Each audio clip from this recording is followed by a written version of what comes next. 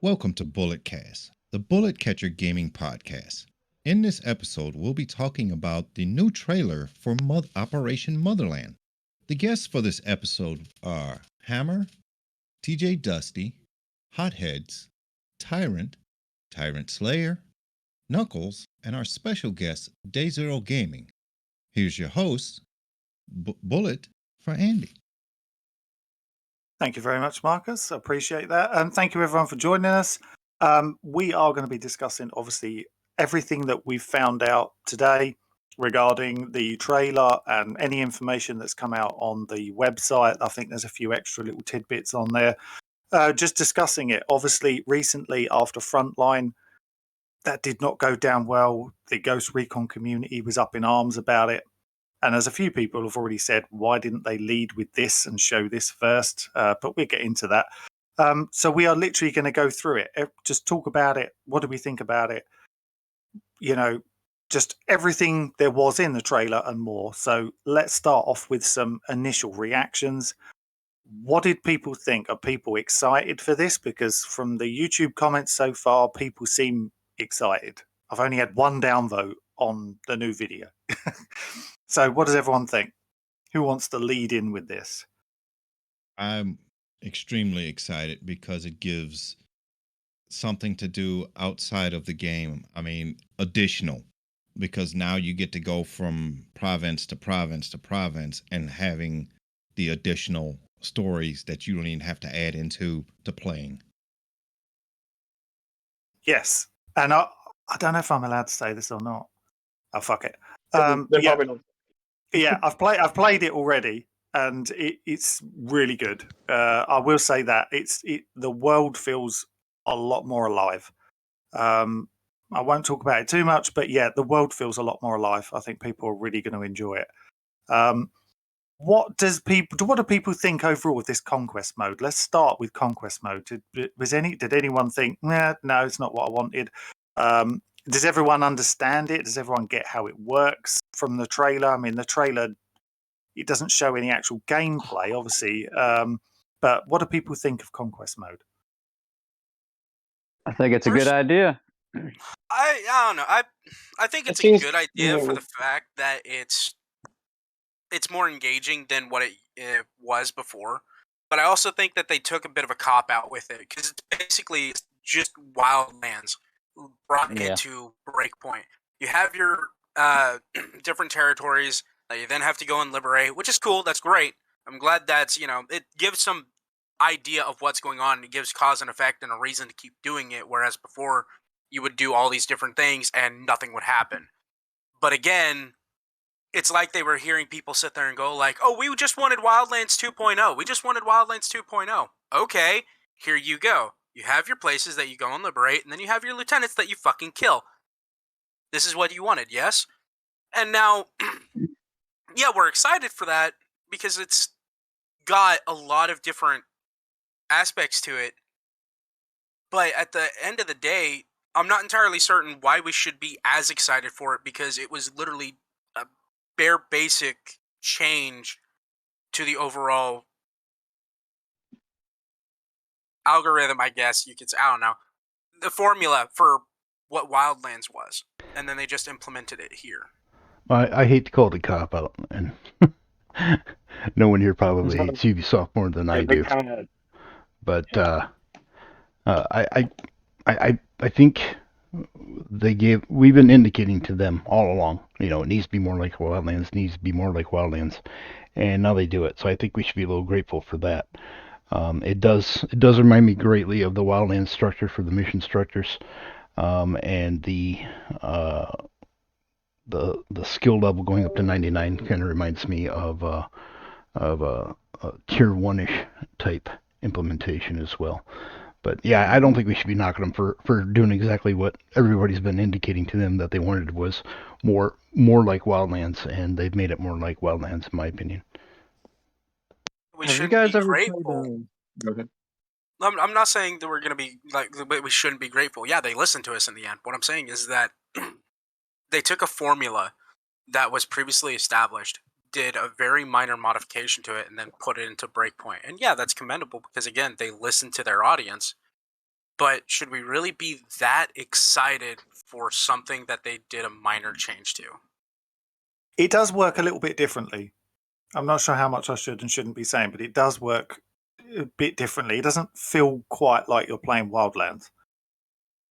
I get what you mean. Structure-wise, yes, it's similar to that in terms of the regions and things like that. But it does play differently. I'm sure I shouldn't be saying any of this, so I'm just going to shut up and let someone else speak. Well, you're not giving There was specifics. also Go ahead. I was going to say there's also the part where, and they didn't touch on it really, but they said what you do does reflect. So it's like almost like your actions have consequences in the mode. So there was a lot of tidbits where if you listen to them, they were putting out subtle hints about a lot of stuff, and it's it took a second process. I had to watch it a few times just to really pick up on everything, and I was like, this could be actually really interesting. And the part about not necessarily, I wouldn't call it a cop out either, because if it's a formula that works and it's what we've all been asking for, then it's to do it. I mean, look at Call of Duty. It's the same game over and over and over, just reskinned. Mm-hmm. Yeah, but we all knock Call of Duty pretty hard, too. But we also all love it. And well, Call of Duty you still play Black Ops. You can hush. And that's the point, right? Like Call of Duty fans, they love Call of Duty because they keep doing what the fans want over and over and over. Ghost Recon fans, if they did what we wanted, just the same thing reskinned over and over and over, like Future Soldier just over and over and over, like we'd appreciate that, I think, more than what Breakpoint launched as. I'd rather have had a Future Soldier reskin. Yeah, I think new games in the franchise should be evolution, not revolution. So, right. So people doing what they've always done and then adding to it is fine with me.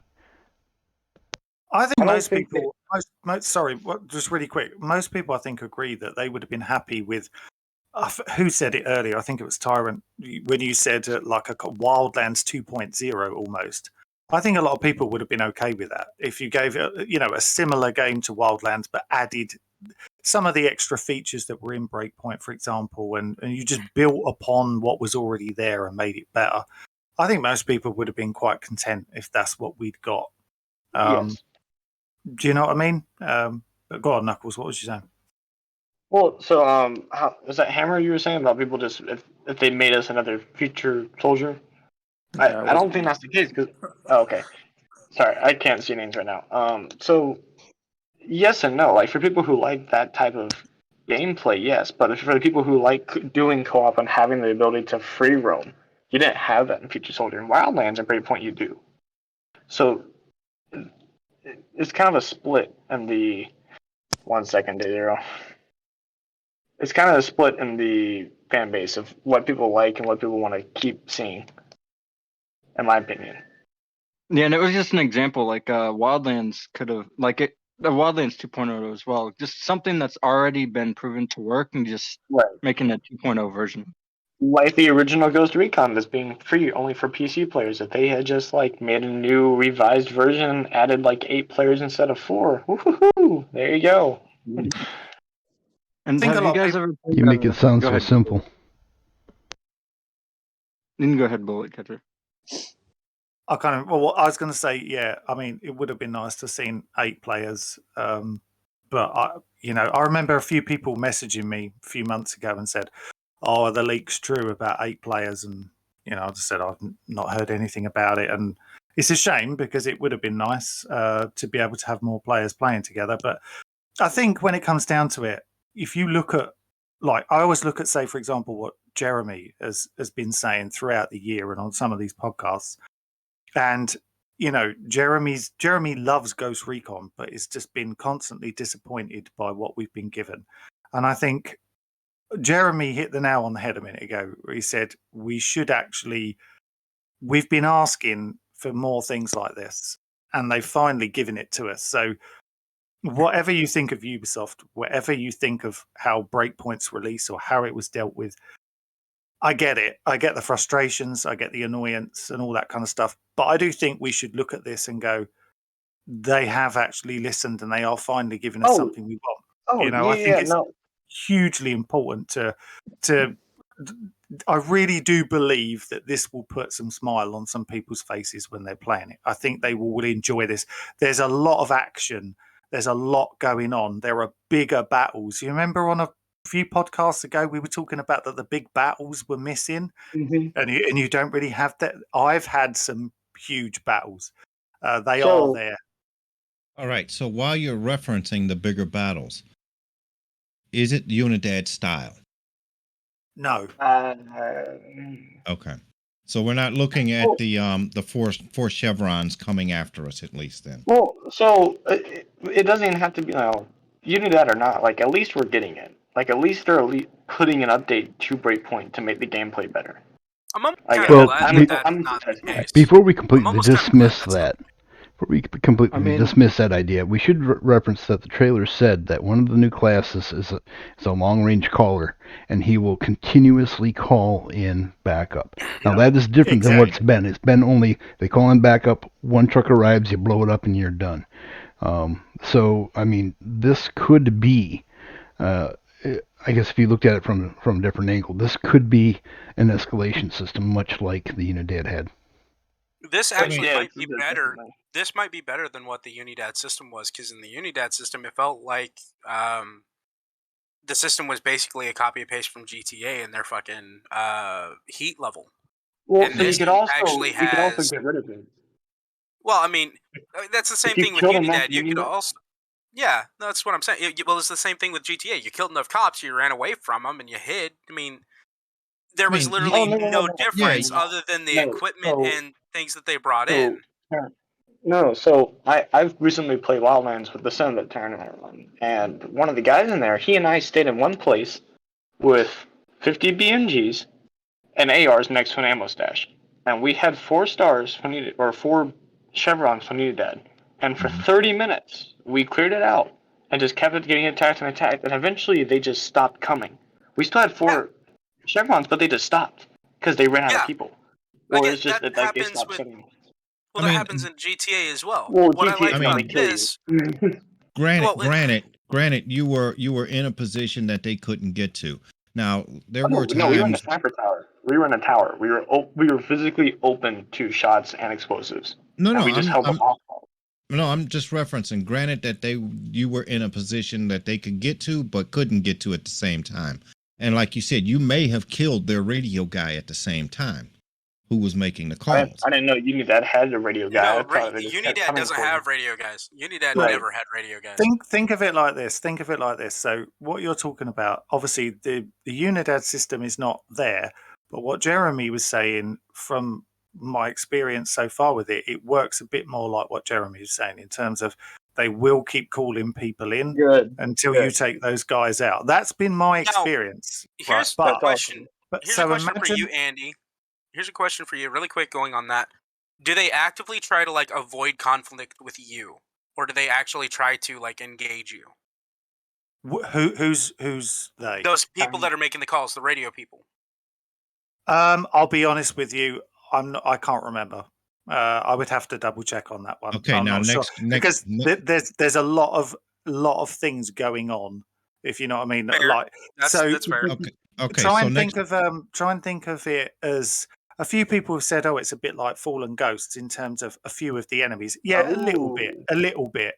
In terms of the enemies, the way they work. But imagine Fallen Ghosts enemies on a semi Unidad system. Okay, so now referencing this new radio guy, is there still a Sentinel radio guy in the base as well? I believe that they are still out there. Okay, so it is a possibility that we could have either Sentinels or Bodarks on the QRF setup. That's I what? prefer both. I'm gonna go out and say it. That's pretty nice. Yeah, I would prefer both. Yeah, that's awesome. Shit, I might just go in the base just so that they can, come now. That's my everyday world. The law and the law lost. Right. Okay. So John, we haven't heard from John yet. I want to hear what John thinks. Who's John? Our heads. John what's up?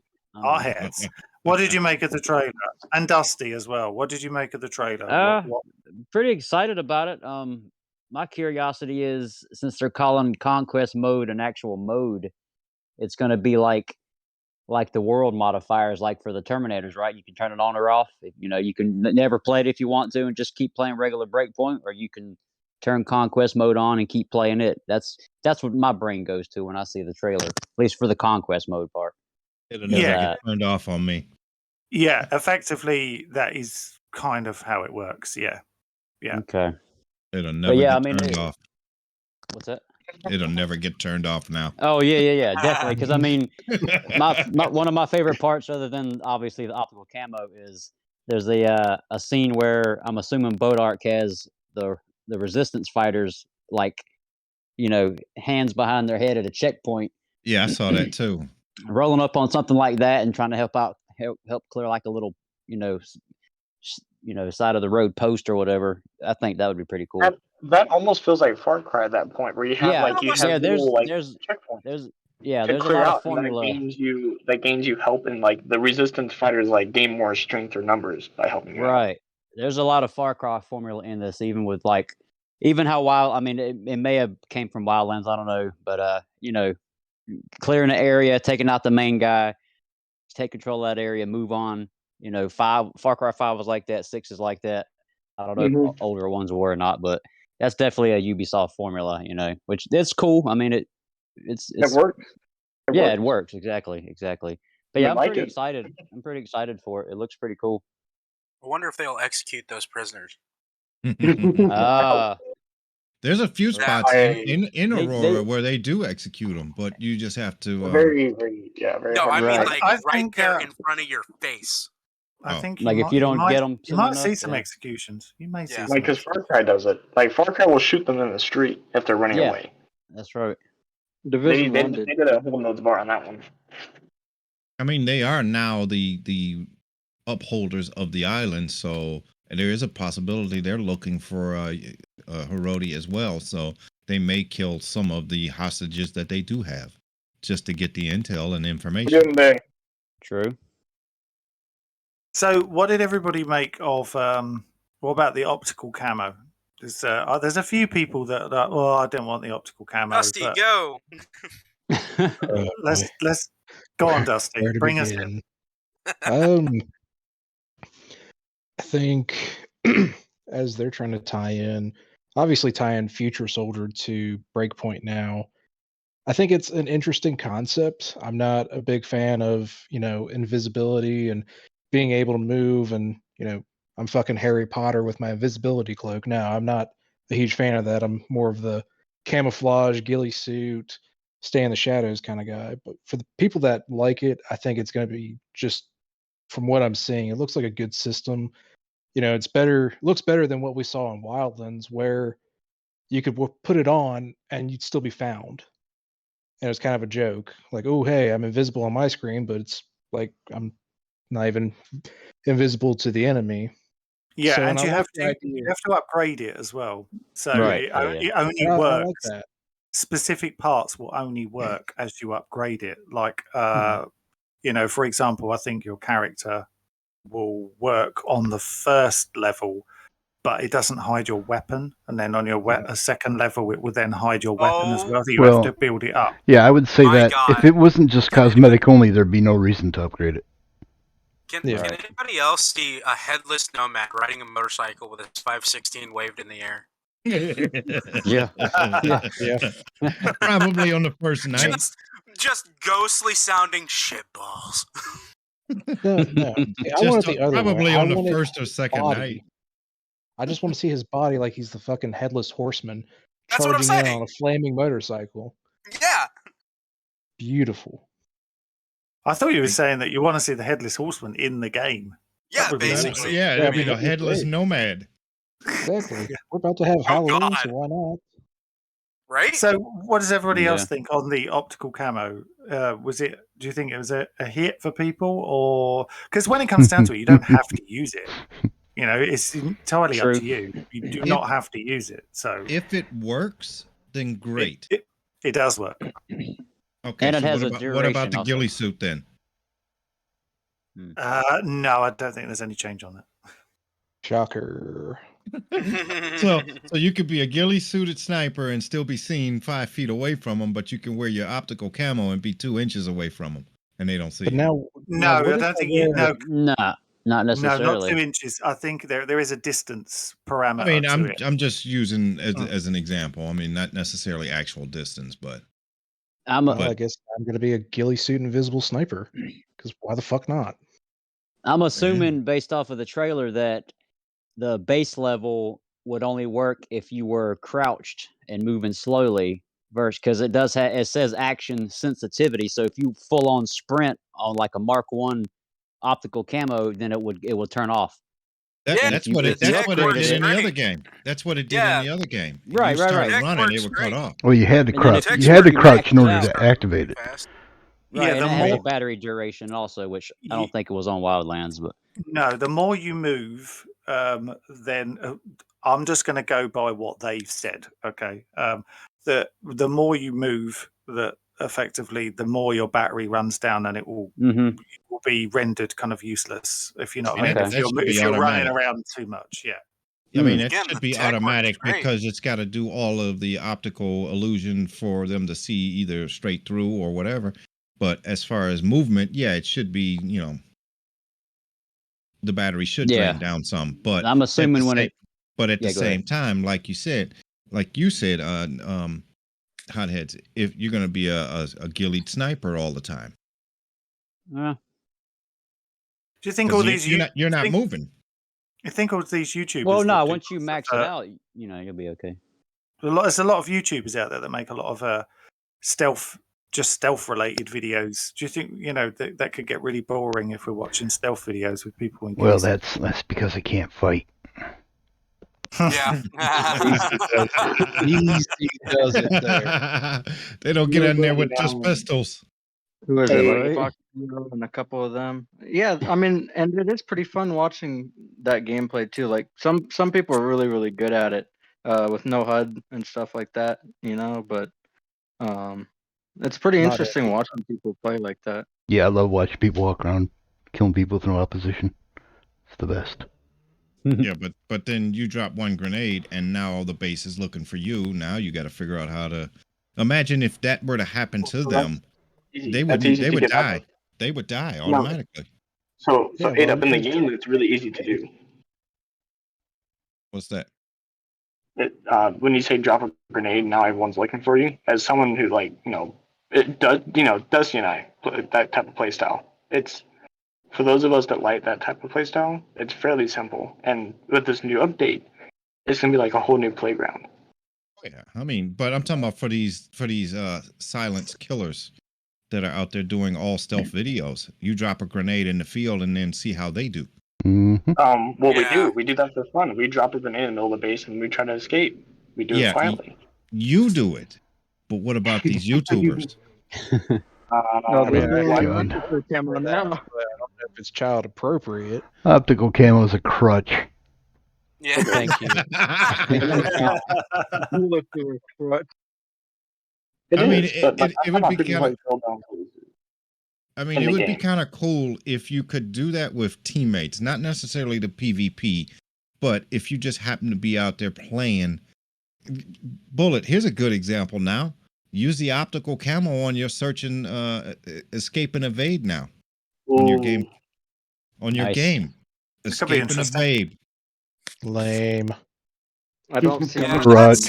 That's almost cheating. That's almost cheating. Come on. That is. Yeah, the problem is that the other guys could wear it too. I'm telling you, man. But the other guy. But remember, in your escape and evade game, you had 3 guys turn off the friendly icons, and you had to search for one teammate. Now this one teammate can use optical camo. But the thermal still works on them. Yeah, they do show up on thermal. The same as the enemies. The same as the enemies in the game. Listen. Okay. Now listen up. Hold on 1 second. So 8 up. Hold on. TikTok. Hey, how's it going? Oh, we're gonna start doing TikTok videos. You dropped off. Oh, you can come anytime of the night. Yes, sir.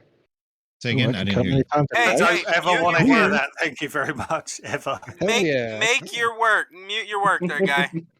Sorry about that. So okay, so for the optical camo, yes, it shows up on thermals, but if you build the right suit or like clothing to cover up your whole body, it completely masks you from thermals, like almost completely. That's Well, I've tested. I've done stretching this. it. I know that's still. If you're not, if it's you still don't, stretching it. if you don't know what to look for, like you don't Except know half what the to look times for. you know what to thermals. look for. One saying, like for people who wear ghillie suits daily, yes, you do because you wear ghillie suits and you know what your character looks like. But for the untrained eye who doesn't know how to play Breakpoint like that, or to look for people in those types of environments, they're just gonna walk right past. Mm-hmm. Well, that depends on the type of. Though. That depends on the type of thermal that they're using. If they're using that FLIR or that blue, the blue is a lot easier to hide from than say that White FLIR. hot is not. Yeah, white hot is not. It is. Yeah, it's the very Pathfinder. difficult. Yeah. Now, but not many people use Pathfinder because they're just lazy. That I've come across. I use Pathfinder all the time. It's my go-to. I mean, if I'm playing, Yeah, if I I'm, played Players if I'm People doing under the tons of the Pathfinders. escape and evade game, if I'm using going through the escape and evade, yes, I will probably use the Pathfinder. But any other time, I will probably use the normal thermal. That makes sense. Don't use thermals, honestly. Yeah. Thermals are a crutch. I mean, it depends You know on the situation. You see that sight? You see that sight gameplay. on that weapon? That's a crutch. Take it off. Oh, you see those attachments? Take that. You see that weapon? That's a crutch. Get rid of it. Yeah, just use pistols. Just use pistols. No, pistols are crutch too. Get rid of that. Knife only. Knife it. No, listen. Your eyes are crutches too. Get rid of those. Pull them out. That's true. But only some of these things are real. Killer of the ship. Right, just quickly, right? So they are clever, though, really, putting this into the game because so many people have asked for it. So it goes down as another kind of tick box thing that people would ask for, so they've put it in there. Whether you, like I said, you don't have to use it. You can never use it. I reckon most people give it a go, and I think some people use it all the time. I did use it quite a bit in Wildlands. It was all right, even though it didn't really work. But it kind of looked cool sometimes. But when I joined my games, better get used to not using it. I got one more question. One more question on the optical. Does it work when you're standing up? Maybe. I would assume if you upgrade it, it will. I think you have to upgrade it to melee an enemy, take them out. Yeah, I mean, but I'm just saying because in the original game and in Wildlands, it only worked when you were crouched. So the next question is, does it work when you're standing? I think if it's maxed out, yeah.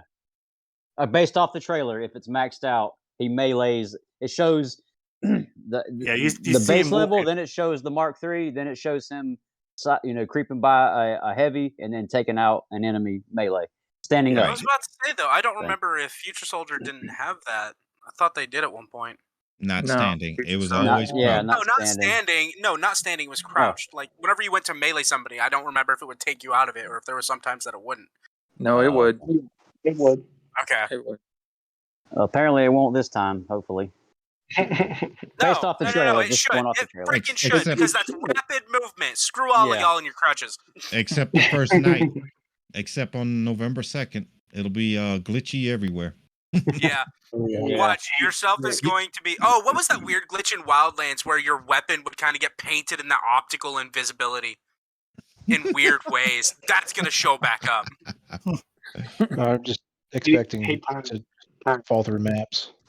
All right. I think we talked enough about the optical. What else you got, Andy? Yeah.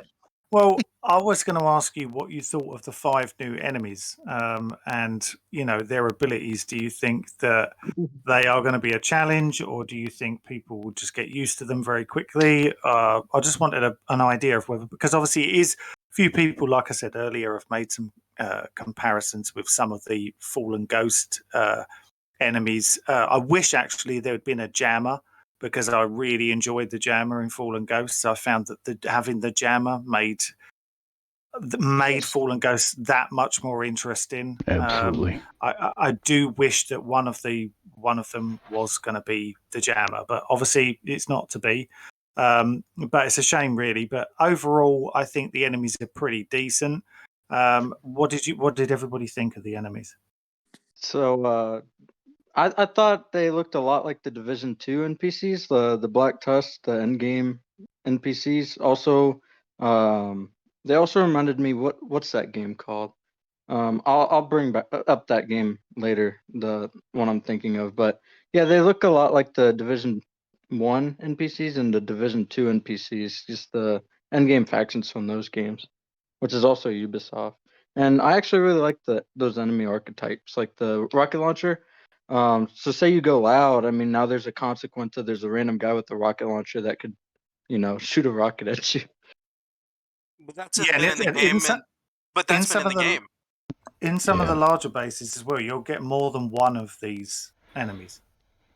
Good. You could get. I hope they're worthy opponents. That's what Here's the difference. Lack. Here's the difference that I'm going to ask about you, Andy. Are they actually mobile? Do they move around, or are they kind of like the rocket launchers that you usually see in bases now? They're just in Overwatch positions, like towers, buildings, shit like that. Moving around. Okay. Ooh.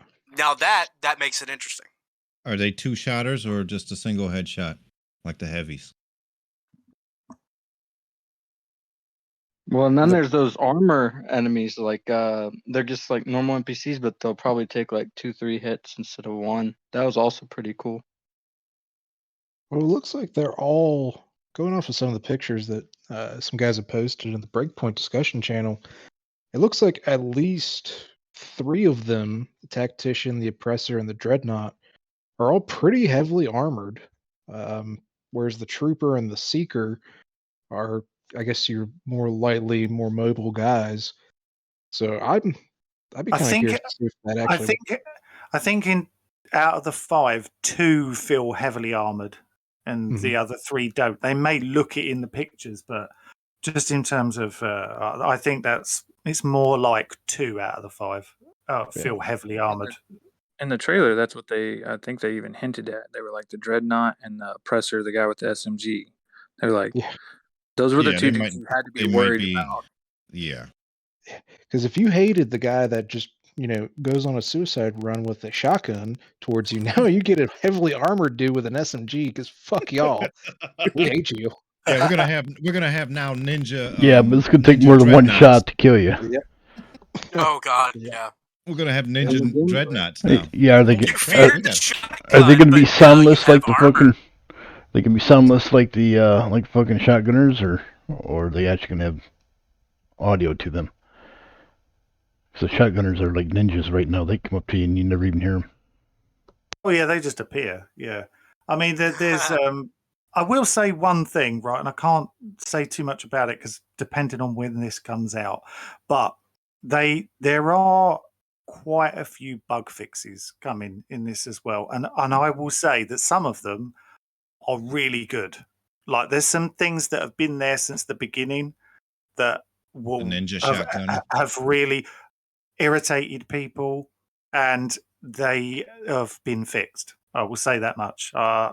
Because I don't know when this is going up, I don't know when that information's coming out, so I'm gonna stay quiet on it. But I will say that people will really enjoy some of there's small things. There's lots of little small background things that they've been working on that you'll be playing the game and you'll go, oh wow, it doesn't do that anymore.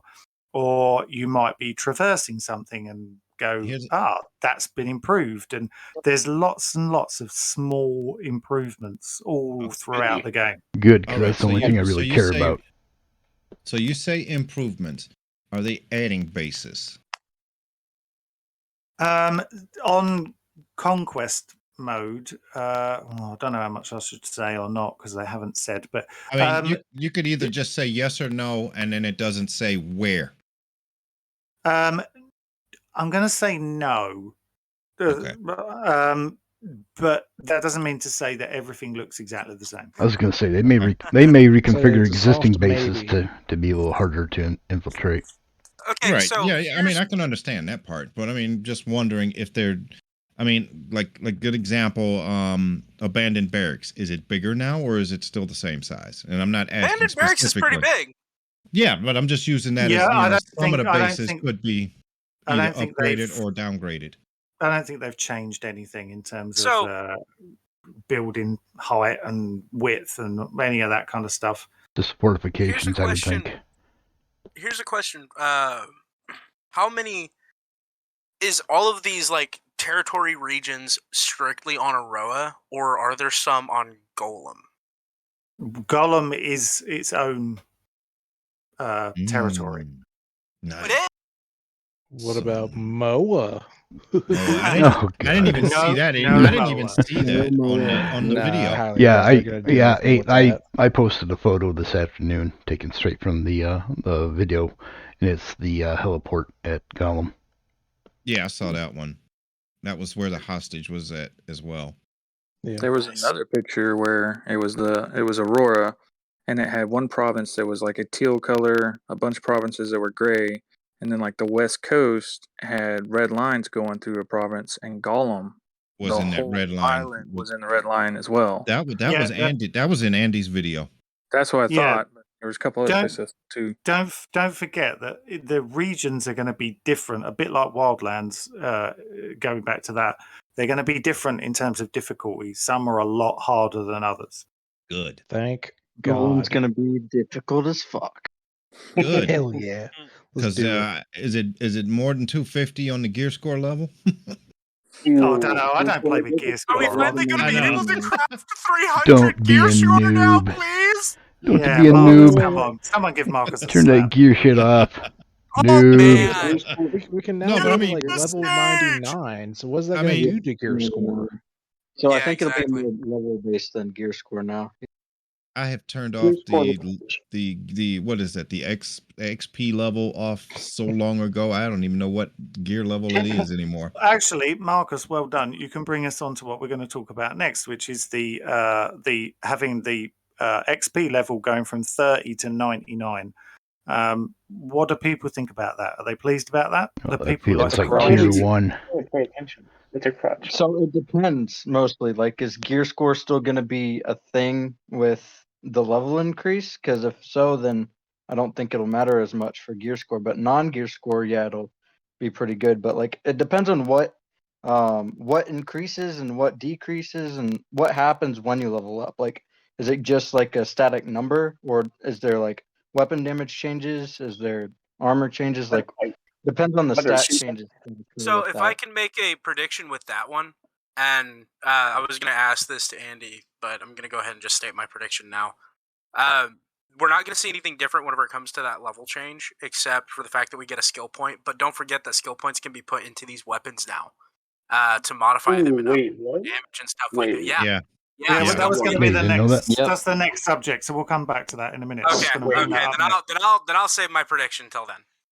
All right. Yeah, they also said there's rewards, not just skill points, but rewards as you level up. There is. Okay. You can see that in the video. It shows that as you progress through the levels, that it will award you at certain tiers, either gear or weapons. Did you see what the reward was? Did you see what the reward was? I saw there was a box in there. I didn't see exactly what they are, but I did see one clothing item and one generic. Weapon. It was a generic icon, but they had icons. They had icons for both weapons and gear. Yeah, there are definitely weapons and gear in there. I can say that much. Right. They pretty much said that much already. I mean, I think they already said, even in the trailer, didn't they, that they said there were how many new Russian variants? 6, and then there was something like that. Plus variations you can buy in the shop. Before we continue, and there are also a bunch of new weapons as well. Hey, everybody who's going to be listening to this now and in the future, whenever this is released on YouTube, you're freaking happy now. You get your guns, you get your Russians. I'm stuck without an M16. Shut up. No more. Plus your optical camo crutch. And there's no mortar system. Wait. We don't know. They're like mortars. Fuck that guy. I'm just messing around. Fuck that guy. We ain't putting mortars in there. A good question though. This does bring up a good question. Since the outcasts are going to be probably coming out in force now, does that mean the fucking cooldown for that damn missile strike has decreased? No. This strikes a crutch. Yeah, it's probably still a 4-minute wait. So. If you got 4 people in there, you can shoot one every minute. Then, Andy, what I want to know, can I put a T5XIA on a pistol? Oh my god. Okay, can we all volunteer to slap? Can we all volunteer to slap Knuckles now? Hey, can I volunteer to mute him? All right, we're great, fantastic. Keep going. All right, but okay, going back to the XP system, is there a time window on this XP? Because true enough, most of us have played at one time or another Call of Duty, and each level has a specific amount of kills points in Call of Duty. Will it be increased as you go along? So if you're sitting on like 50, it's going to take you a little while to get to 51. But then when you get up to like 98, it's going to take forever to get to 99. Pretty much. Yeah, that was 30. That was gonna be my question, because on Wildlands, when they introduced Tier 1, as soon as I turned that on, I automatically went to Tier 18 because I had accumulated so many points. So I'm just kind of curious if that's something what's going to happen here, or if it's just going to be Tier 30 and now you have to progress from there. Everybody has to. I believe everyone will progress from 30. Okay. Okay. So 31 will be easy. 99 will be extremely long. I haven't obviously, I haven't got that far, to be honest. So I don't know. Well, yeah, I mean, you would imagine so. Okay, cool. It gives you at least an advantage. So they're gonna have some big boohoo weapon or gear or bonus stuff by the time you get there, unless you're Knuckles, who plays all day for 24 hours a day. Nerd. Excuse me, He'll be on 99 by the 3rd of November. Here's a question. No, I'll be on 99 before it even releases. Yeah, here's a he's question already in level regard to 99, that. let's be honest. Here's a question in regard to that level system. In Wildlands with the tiered system, every mission that you did, like every story mission, if you did them so often within a 24-hour span, it would reduce in the amount of the tier points that you would get to progress to that next level. Is that going to be something that happens in Ghost and Breakpoint, or is that going to be completely wiped out because there's so many more things potentially to do? What, you want me to answer this? I was hoping you would. I'm going to be honest, you talked for so long, I switched off. Oh, god damn it. Oh, shit. I'm sorry. So you have to remember 5-second questions, not 10 seconds. Will XP reduced emissions? I'm sorry. Not as far as I know. Okay. So with that see how fast his answer was? Shut up. So with that too, talking about how Wildlands used to decrease the XP for replaying missions, what's this update and this new DLC going to look like with replayability?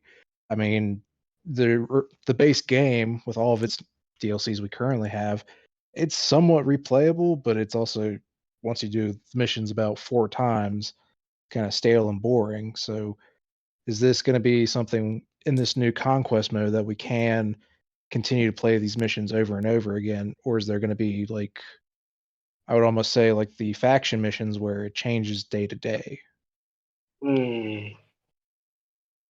I'd say that all I'm going to say is that there is replayability. Okay. Let's leave it at that. Such a broad and generic answer, Andy. What are you hiding?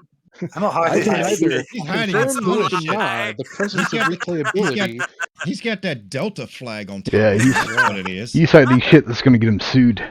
Hiding anything, he says, looking back to the Listen, Delta I'm shirt gonna in the mute Tyler box. before he gets Bullet Catcher here kicked out of Delta and fined $90,000 or something. All we're gonna hear in the background. He's gonna probably wait until like he's gonna probably wait until like the second to post this now. See, no, the thing is, right, so they're going to be doing a live stream, okay? So, and on the live stream... is it gonna be those same 2 noobs playing it? Yeah, let's pretend. I have no idea when that is. Let's just say that. Let me in there. Let me in there. There's gonna be a live stream, and on the live stream, they are obviously going to actually be playing the game, and they're going to be showing you how all this stuff works. So, I imagine it's going to come any day, probably within the next few days. That's my guess. They better post fast. Well, it'll be coming out before the update, obviously. Listen, that's in a week. Nudes. That's a week from today. He better if post it. I was gonna say, if they keep to their schedule, Friday will have a massive drop. Probably patch notes, maybe the live stream, or they'll do Saturday. They'll do the live stream so more people can watch. They're gonna wait till Halloween till everybody's passed out on alcohol and candy. Yeah, alcohol and candy. They'll be all wired up then. There'll be a few. Patch notes usually 48 hours before. And candy. Right, I'll tell you what, right, because we want to get some people in from down the bottom in a minute. So let's just quickly discuss before we do. Let's discuss just two more quick things. So let's talk about some of the weapons, for example. So let's look at the skill points for the weapon mastery, and some of the weapons themselves. So what did everyone make of that? Something I mean, people have been going on and on and on about skill points for a long time, about how many they've got. 2 years. And about using them, and now we've got a way to use them, and it's actually quite an interesting way of it actually, using them up. In those skill points. Go on. I'm sorry. I was going to ask you a question. If those skill points are going to be used like they were in the tier mode, were they basically just up the damage, or were there like different sort of attributes, like weapon reload speed or handling? Different attributes. Well, yeah, the trailer shows that you can change like your proficiency at various weapon types. See, that's a better word. Yeah, the question I have is, will you be able to reset it? So if you set up a gun a certain way and you're like, okay, I want to focus less on accuracy and more on rate of fire. It's not per gun; it's per weapon class. Okay. Yeah. I mean, you can have all the weapons like Slayer has. You have all the weapons and gear naturally. How many skill points do you have there, Tyrant Slayer? I think 97. Jeez, I got 31. I think I got 12. I think I got 129. So I got 70. I don't raid and I don't play PvP, so we're all at least with a decent amount of skill points already trying to, like, when we first walk into the game, we're going to be upgrading a bunch of stuff right away before we even shoot the rifle. So I mean we're not even going to know what the thing does in bare bones versus upgraded from the start, because we're going to be in there upgrading, getting rid of those, making that 0 flash up on the screen. Knuckles, mute it. The big thing about the weapons, though, is the amount of Russian weapons being added is pretty crazy compared to there were some more requested like U.S. weapons that are not being added. Yeah, but the Russian weapons falls in line with the content. Well, it makes sense. Okay, wait. Hold on. What I want to know is, are we going to be getting a what's that thing called? Dragunov. Are we going to be getting a Dragunov? Flashlight. Actually looks like one. I hope we're getting. Wait, flashlight or flesh? I want a flashlight butt stop. Flashlight. I want a flashlight. I want a flashlight. My gun. That'd be fun. I want a flashlight. I want a flashlight. No, not flashlight. Flashlight. That would be the new diversion lure. Instead of throwing a bullet, we throw a flashlight and smack it on the enemy's face. Fuck. Speaking of diversion lures, can we get a quack bang? Yes. Can we get a flare now and a real compass? Can we get a real compass again? You know, let's just get a sat phone so I can call Bowman and be like, why the fuck did you leave the island in control of terrorists that are fucking idiots? All right. I know Andy's going to probably can't answer this one, but why the hell did Bowman leave? I mean, Nomad leave. Yeah. Why did he leave? How? Why? How did he leave? How did he leave and come back? Right, for two things. First of all, I can't say, and second of all, I also don't. I also kind of, in all fairness, even if I could say, I probably wouldn't, because I don't think it's fair to spoil the opening of it. Do you know what I mean? I just think it would spoil it. That's the best answer yet. But it's been 2 years. They said he left 2 months ago. Yeah, he did. Well, It's been 2 years. Hold on. I'm sorry. I've been playing now. I've been playing as Nomad for the last 2 months, and I swear that he never left the island under my watch. Yeah, he did. You must have been playing as someone who looked like him. Look, no. What it was, he left while you were offline, is what happened. Hold on, wait. Obviously, I was playing as his broken teammate. no, you're obviously playing as an No, 800 Jeremy's still got left him. on the island. The Okay, Jeremy's got the broken Nomad. I got the broken Nomad. How's that? I think every night you stream, there is a broken Nomad on that stream somewhere. Oh, probably. Listen, what I want to know. Listen, all hold on. the people that were asking for the ACR. It's coming. It was in the trailer. The AC, you're getting your ACR. A lot of people. I wanted to say something. I want to say something about that, just really quickly. Okay, so anyone who is listening to this, who follows this channel and has followed this channel for some time, or even just for a little while, will hopefully have seen over the past number of months, with a lot of help from Sandy and especially from Jeremy, we have tried to make, and Marcus too, but we've tried to put a lot of effort into listening to what people want, and I've been passing that back to Ubisoft for a long time. And one thing I will say is that right from when I first joined Delta Company, which I believe was the beginning of last year, I wasn't in from the very beginning. I have been asking for certain things and trying to push people's suggestions and stuff, and you always know that they're not always going to be listened to, or you're not always sure. People don't come back to you and go, yes, no, oh yeah, we'll definitely add that. It doesn't work like that. But I always try and push, whether it's video content, people's ideas, things like that. And one of them that I've pushed very hard for a long time on is the ACR. Now, I'm not saying I'm responsible or we're responsible for it being in there, but I will just say it's that type of thing that makes some of the video content that we've put well worth making, because we did push the ACR. Obviously, Jeremy and I did a video on that, where we went through the ACR, and Jeremy talked about the ACR in a little bit of detail, and it's now in there. So if you have followed us for a certain amount of time, thank you very much for watching those videos, and just remember, it's always worth commenting on those videos and mentioning what you'd like to see, because you never know, they might listen and they might add it. So I just wanted to add that in there. So. Well, I'll say Andy, it was you. Andy, wait, it was you. Before anyone talks, Andy, hold up. You know what you just said, right? You just told everyone that you've completely ignored Tyrant and his wanting the M16. Yeah, that's basically it. That's basically it. Yeah, every video that we've done, Tyrant is like M16, M16. It's not been every video. I mean, hey. In all fairness, over mortar.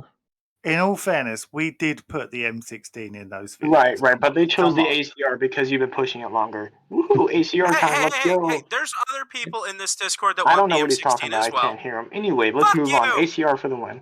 There's plenty of other bitch guns that you can use. I wanted the ACR, I won't lie. That was my kind of choice. Yep. I'd just be happy with the fucking M16 stock. And that, just being able to put that on any gun I want. See, you didn't see it then. There's a fucking potential. Your Mark 12 made it. Yeah. All right. Well, slow down. Stop. You're giving me an erection. I don't need that right now. Go back to that trailer and go frame by frame. There is a only Mark get so 12. Hard. There is a Mark 12 in there. Hold on. So congratulations, Chief, brother. Okay. Well, you know what? Wait, now Chief, I'm gonna have to. They haven't released the list of weapons yet. Obviously, there is an M4A1 scout-looking weapon with an M16 full polymer stock with a scope on it. Oh, yeah. That's in the trailer where they show Maria's shop, they show several weapons. I'm pretty sure I don't know if it's the M110 or if it's the Mark 12. I'm just saying it's potential for the two. Either one's fantastic. I will cream. That is the no, keep that cream. That's the M110. No. That is the M110 in that trailer. There you go, Dusty. It's now confirmed. M110. I'm just gonna go ahead and mute him so we don't have to hear the rest of that Calm noise. down. I don't want to hear him. Yep. Do you need a napkin? I have a question, Andy. Yep. All I'm gonna right. need So multiple think- tube socks. I think we got enough of us 9. We got about 14 people that's probably got a question in the waiting room. So guys, anyone who's got a question, put your hands up just while we're talking, and then in the next Just raise minute, your hand. Hey, everybody. Except for Winter Gamer. Can you expand on what they meant by multiple variants? Because to me, it sounds multiple skins for guns. No, in terms of like what you have now. So, for example, if a new weapon is being brought in, let's say the ACR, that you aren't maybe just going to get the ACR, you may get some alternate versions of an ACR. That's just cool. That's my speculation. Just That's like all it is. the current variants, you have a short barrel or a long barrel. Yeah. Okay. Just wanted to clear that one up because that one, I was like, that piqued my interest when they mentioned it. I was like, are we talking like the Scout, the Brown, and probably what they also mean is that I think what they were talking about in the trailer as well was that there are some current Russian weapons in the game now, which might also get alternate versions. That's what I. Nice. Very nice. Okay. All right, Winter Gamer, you're the first questionnaire, so let's hear your question. So I got a few. The first one's pertaining to Conquest. So it said that you liberate a row at the end of it. So once you beat the campaign, or whatever they're going to call it, is it after that constant warfare where you can reset it to where Outcasts have this province, and then Sentinel and the Bodarks have another one? Or is it going to be, once you beat it, it's just Outcasts control it? Or it's going to be, once you beat it, Sentinel has control of everything and you got to just restart it, and then it's a cycle? I'm not going to answer that. I will. I'll answer from a non-Delta perspective. I would say it's like world modifiers where you, like in the trailer shows, you can have increased outcasts or decreased drone visibility or surveillance or whatever it says. So I think it'll be kind of like a world modifier where you can adjust you can turn on and off resistance or terminators and whatnot. I think it'll be something like that. Maybe. That's just my guess. I would say that's probably what it would be like. I can say with 100%. All this is a guess. I can say with 100% certainty that's a guaranteed maybe. Even after you clear out everything, you can still probably turn them on and still have them. Okay, that's what I was wondering. Like, I can just still, no matter what, after I beat the game. I'm just going off of what's already in the game with the Terminator and the resistance stuff. So yeah, it's like. Because if you play the game now, you can either turn on or off certain things. You can turn on the Rainbow Six people. You can turn on the resistance. You can turn on the gas. So you have. And don't forget, in the trailer, they do make a distinction in the trailer between, when they talked about the optical camo, for example, they made a distinction between the Conquest mode and the story mode. So that because they said you have to get the optical camo in the Conquest mode. So you can't find the optical camo in story mode. You have to get it in Conquest mode, but you can also use it in story mode. So it's a totally separate thing, if you know what I mean. So it'll probably be like one of, hopefully it's like one of the first 3 items that you can get. And then you continue the game as far as like difficulty level needing to use it. If I and then upgrade it as you go along. Yeah, right. It's going to need to be upgraded. Yeah. If I can make a prediction to the previous one where he was asking about like the Conquest mode as a whole, my prediction is, since they mentioned that there's consequences to your actions, you're probably going to see things like territories start to get taken over, or objectives needing to be redone, or something like that. That would be cool. That would be cool. Again, it's a speculation. I hope that's what happens. If I'm going to be completely brutally honest, I think it's going to be just like with Wildlands, where you complete one thing, it's done. You don't have to do it again. You move on until you restart the process again. Okay.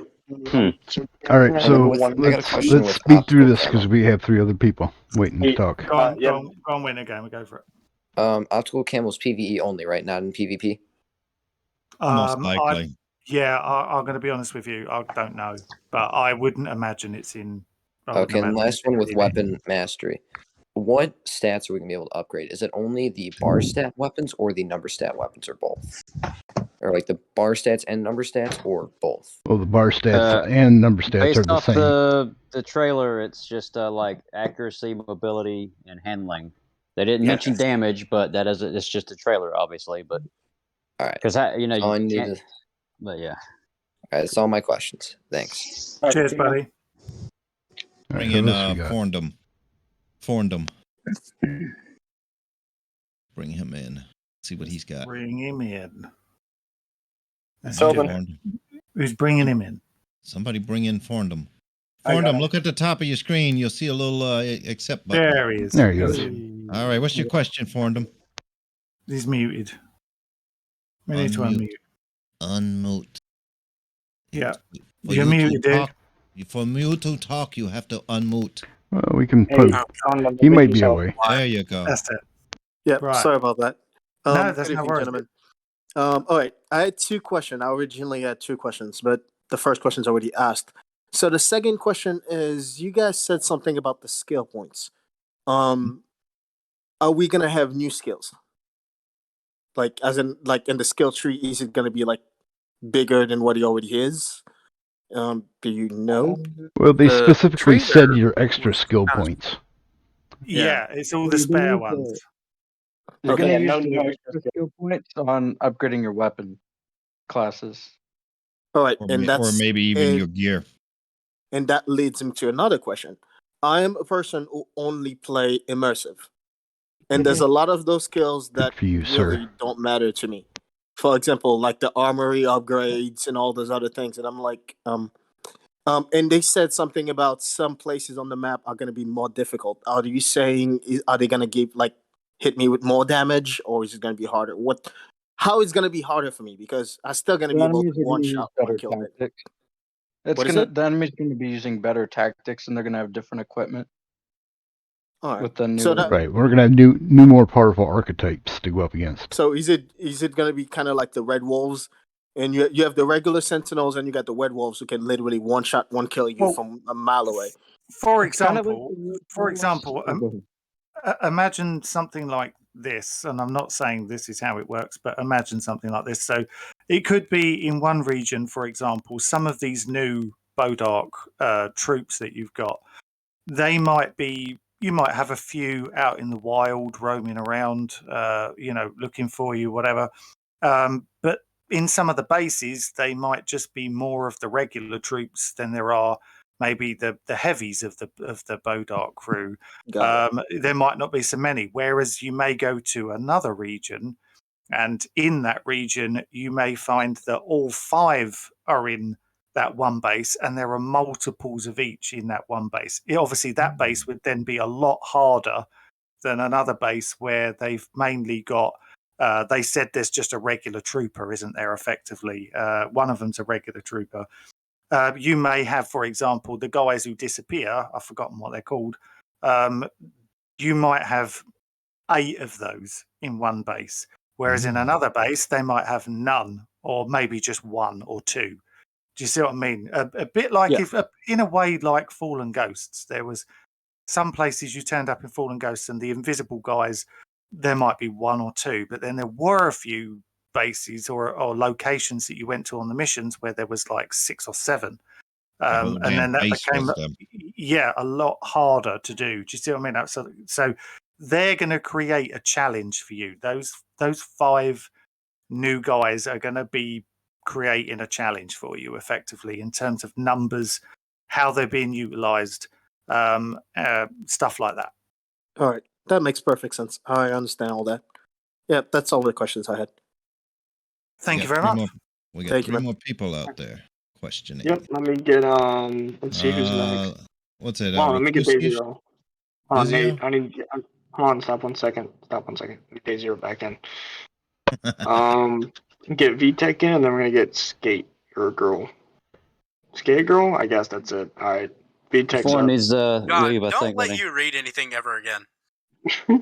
That's what it looks like, Skater Girl. All right, unmute yourself. Where'd he go? Somebody left. He just joined in. I accepted it. VTEX. That was foreign. He just left.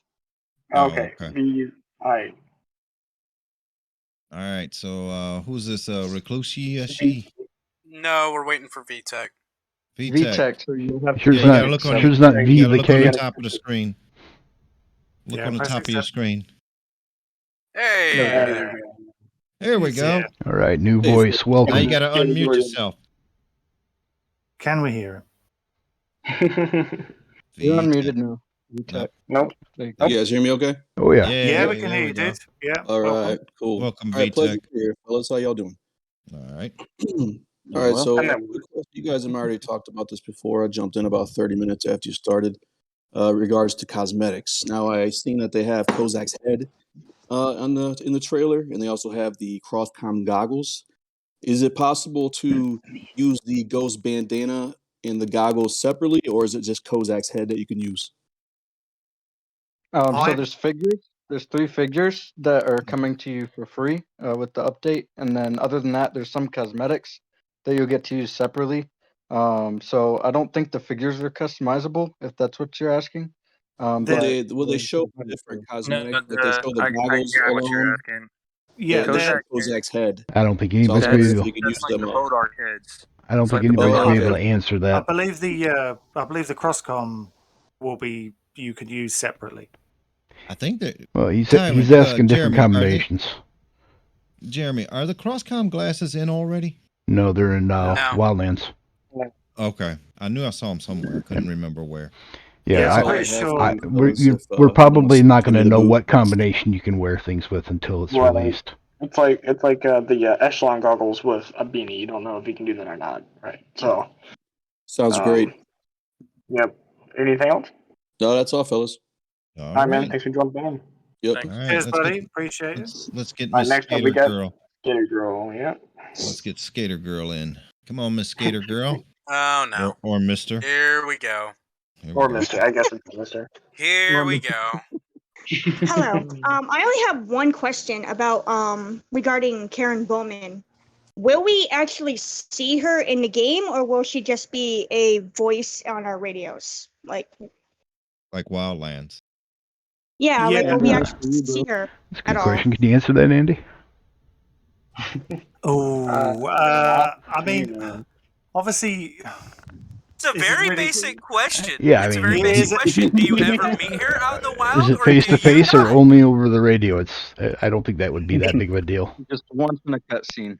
Yeah, I have to be really careful because obviously, if they haven't talked about it yet or shown it yet, it's really difficult to talk about it because obviously they're quite strict.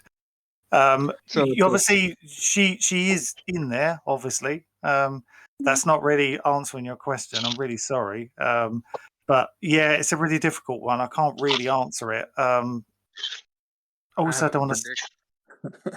Go on. What's your prediction? My prediction it'll be kind of like Fallen Ghost, where you have the initial radio call with her going in, and then after you do certain objectives, like throughout Wildland, it'll be radio broadcast, because that's what the trailer kind of preluded to me and what I saw for the most part. And it'll be like Wildlands, where there might be a cutscene at the end of it all with her, but for the most part, she's probably nowhere on Aurora. She's been put in charge of sorting this all out, though. You don't think she would turn up? She's going to be the same. Yeah. Hey, wasn't? Hold on. Wait. Wasn't Karen Bowman arrested in Wildlands though? It depends on which ending. It depends on which ending that you went after. Not the canon ending where she didn't. You know what I hear? Hey, listen. You know what I hear from that? Convenience screenwriting. Just quickly, while we're getting some people, different people in here, and obviously some of the questions can't be answered. Skater Girl, what did you think of the trailer? Did you enjoy? Are you looking forward to it? I'm actually very excited about it.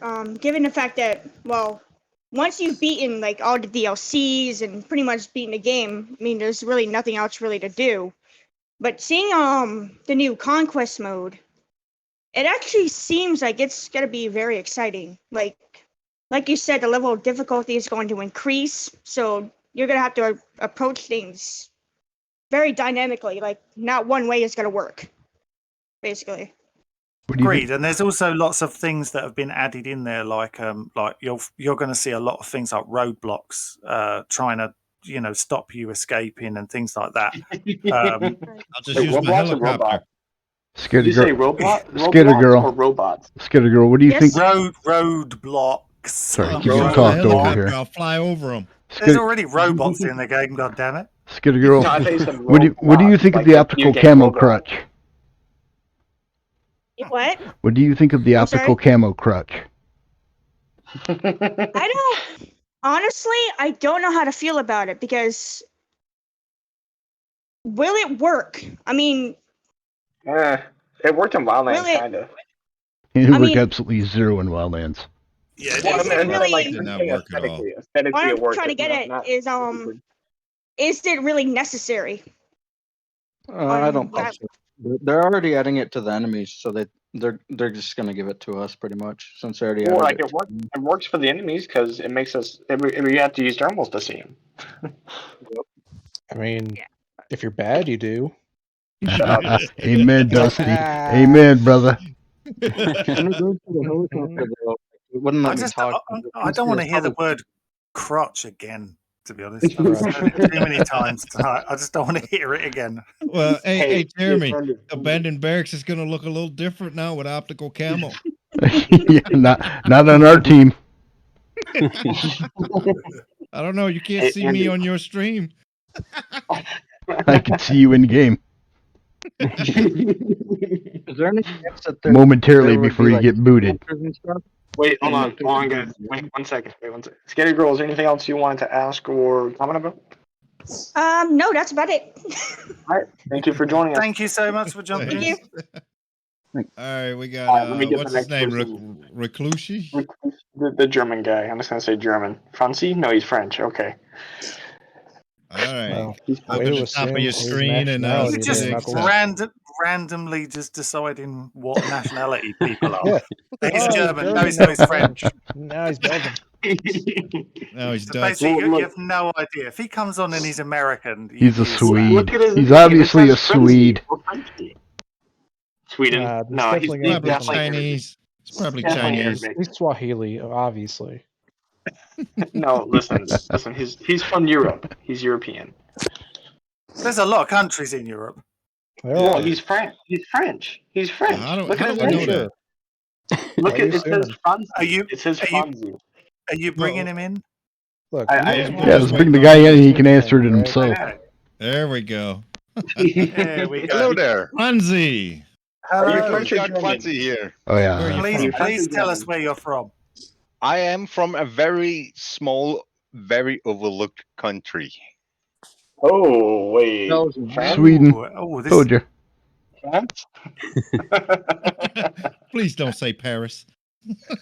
No. I'm not that guilty. Where are you from, man? I'm from Denmark. Where? Denmark. Pretty close. That's probably John. Probably one of the most overlooked countries ever. So how do you pronounce your name? Reclusiak Franzi. Well, I got the Franzi part. I'm German. Can we just call you Frank? Yeah. Yeah. We call him Frank the Viking. There you go. Or Franz. We'll change it to German, Franz. You want me to change your Discord name to Frankie? I'm just going to call him Bob. Well, I could start speaking German if you want, so yeah. So jetzt haben wir noch etwas anderes zu sagen. Okay, ja, ich lebe ungefähr 2 Stunden von... Nein! Von Deutschland. Buongiorno? Yes, exactly. Unsere deutsche Freunde.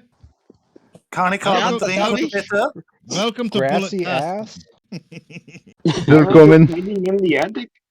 I know a bit of old school German. If anyone remembers this, the American has dog biscuits in his pocket. Whoa! Getting the papers.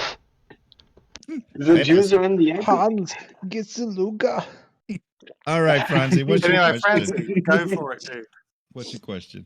Well, coming from a small country like this, I know that very many people are not happy with having the local gear that people are using where they are. So I fully understand how people feel about all this, and then I can't have this gun, I can't have this gear, and all that. I spent a buttload of years making Danish content for Arma, the entire series, and I understand the frustration. So here's my question. With all this new stuff that's coming, and it's nice to see all this progress in what's going on, how many of you so-called elite gamers are planning on starting all the way back from scratch? Well, that's a really To good have, question. I've already done to that have the twice. challenge and experience of, oh, it's really Yeah. far to get to the I'll goal. do it. I'll do it. We've already done it twice. Some of us here. I've Yeah, got I think there'll be a few people that I'll do do it. I got one I'm down that's for the challenge. that's basically in the beginning stages, literally right after Operation Greenstone. So I do have one character that's out there, but I don't know if I'm going to play with anyone with that game mode. I I will delete one of my characters and do it all over again. Oh yeah, I'm happy to do that. Oh yeah, man. I would do that as well.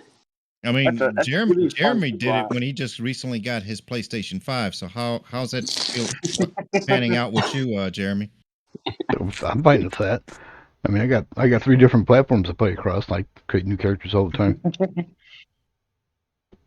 I'm going to call you Frank because it's just easier. So, just out of your initial question, were you basically saying that you're disappointed that there isn't enough for some of the smaller countries in terms of, like whether it's flags or whatever stuff like that? Does it disappoint you? I mean, to be fair, off the top of my head, is the Danish flag? The Danish flag's in there though, isn't it? Yes, it is. Yes.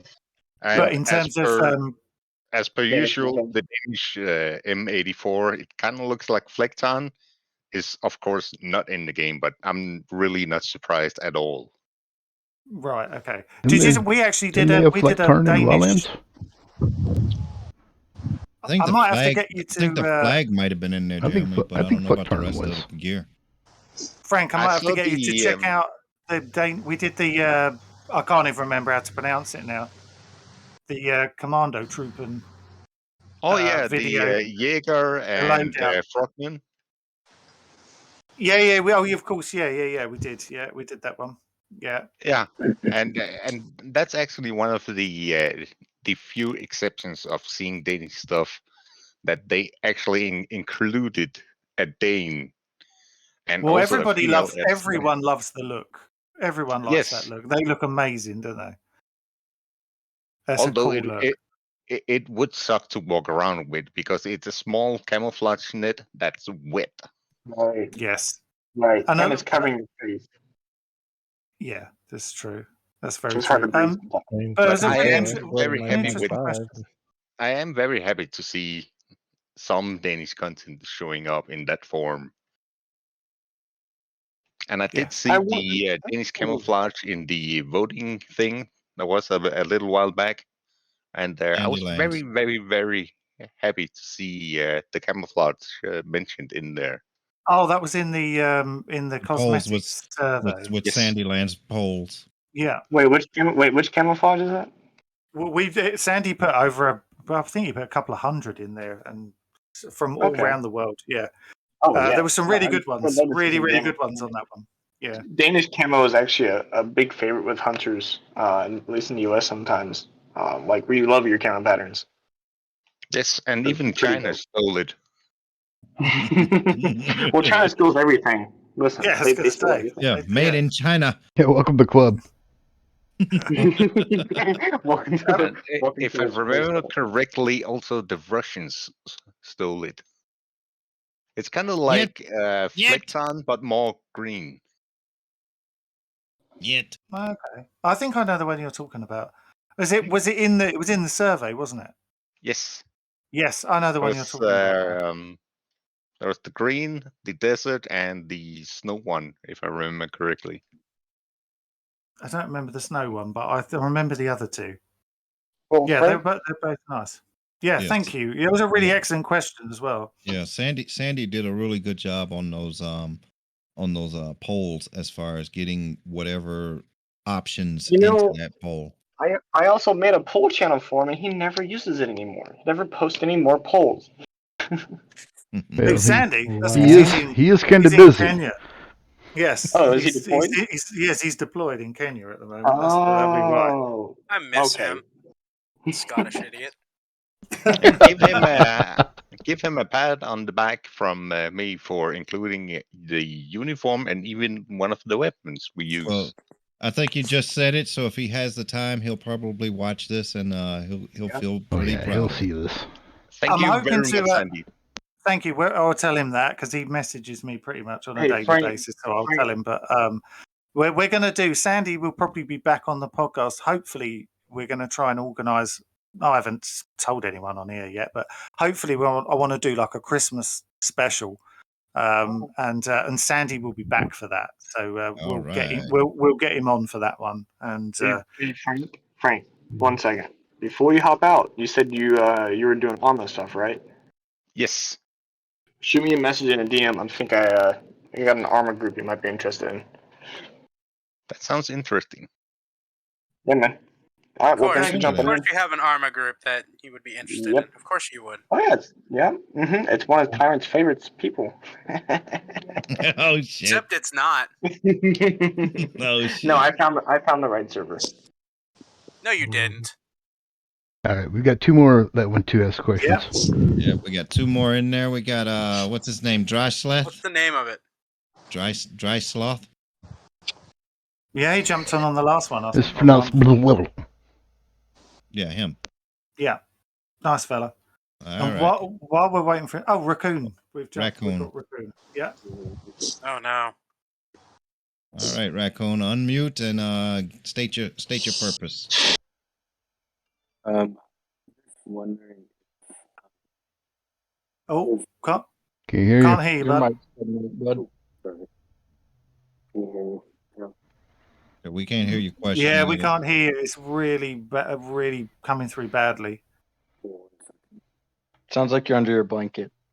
Yeah. Whilst you're fixing your thing, I am going to bring up that earlier on in the podcast, we did hear Knuckles turn around and say to a random man in the background that something to do with he was going to make him come. Yeah. I want to know what that was about. Because that disturbed me. It disturbed us all. Can you hear me now? If you're handing out old fashioned, Say it again. Say again, Raccoon. Come on now, pass it along. Can you hear me now? Yes, you can. All right. So I know, like with the optical camo and stuff, it's the game's getting a little bit more unrealistic. But will they have any like updates in realism? I think it's pretty apparent. No. Like physics or anything like that. Nope. There is going to be, as I said earlier, there's going to be some kind of, you'll find some bugs and maybe some things to do with movement and stuff like that. Some new bugs? Is that you're saying? You're bound to get some new bugs, let's be honest. But yeah, by Friday of next week, we'll have a patch. We're going to do a whole podcast on all the new bugs. Oh, I can't wait to swear about them. So, Raccoon, does that answer your question, kind of? Yeah, I don't think there's no new features as such in terms of you can now rappel, you can now whatever. There's no actual features, but they have done some work on some bugs. And there you will find suddenly there'll be things I can't talk about them all yet. It's really annoying, but that you'll notice them within 5 minutes of playing. Right. You can climb the mountain. You can climb the mountain better. All right, wait. Actually, okay. Hold on. He's got a good point.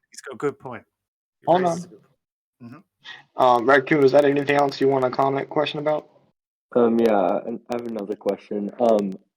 Okay, so I know the optical camo can like kind of buff the stealth or whatever, but I know how like in Wildlands, wasn't there like a ghillie suit buff?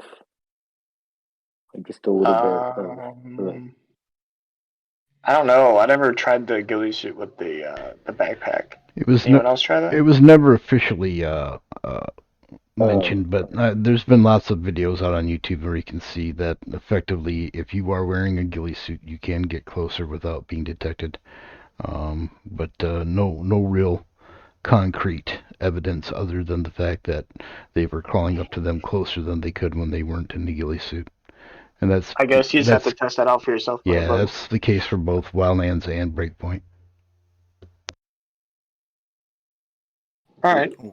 Good. Is there anything else? Will there possibly be any more cameras? I don't know the answer to that, actually. I haven't checked. I guess we're just going to have to wait and see on next Tuesday to see what's in the store and what's available. Actually, we should know. You'll know before that. You'll definitely know before the game comes out, because we'll be having multiple videos go up this week with extra stuff that's going to be in there that will come out before it comes out. So in terms of camo stuff like that, they should all be in there. If they're there, if there are any, they'll be in there. So Jeremy, just get ready for next Sunday's stream. It'll be a lot buggy. Oh, I'm sure. Hey, all right.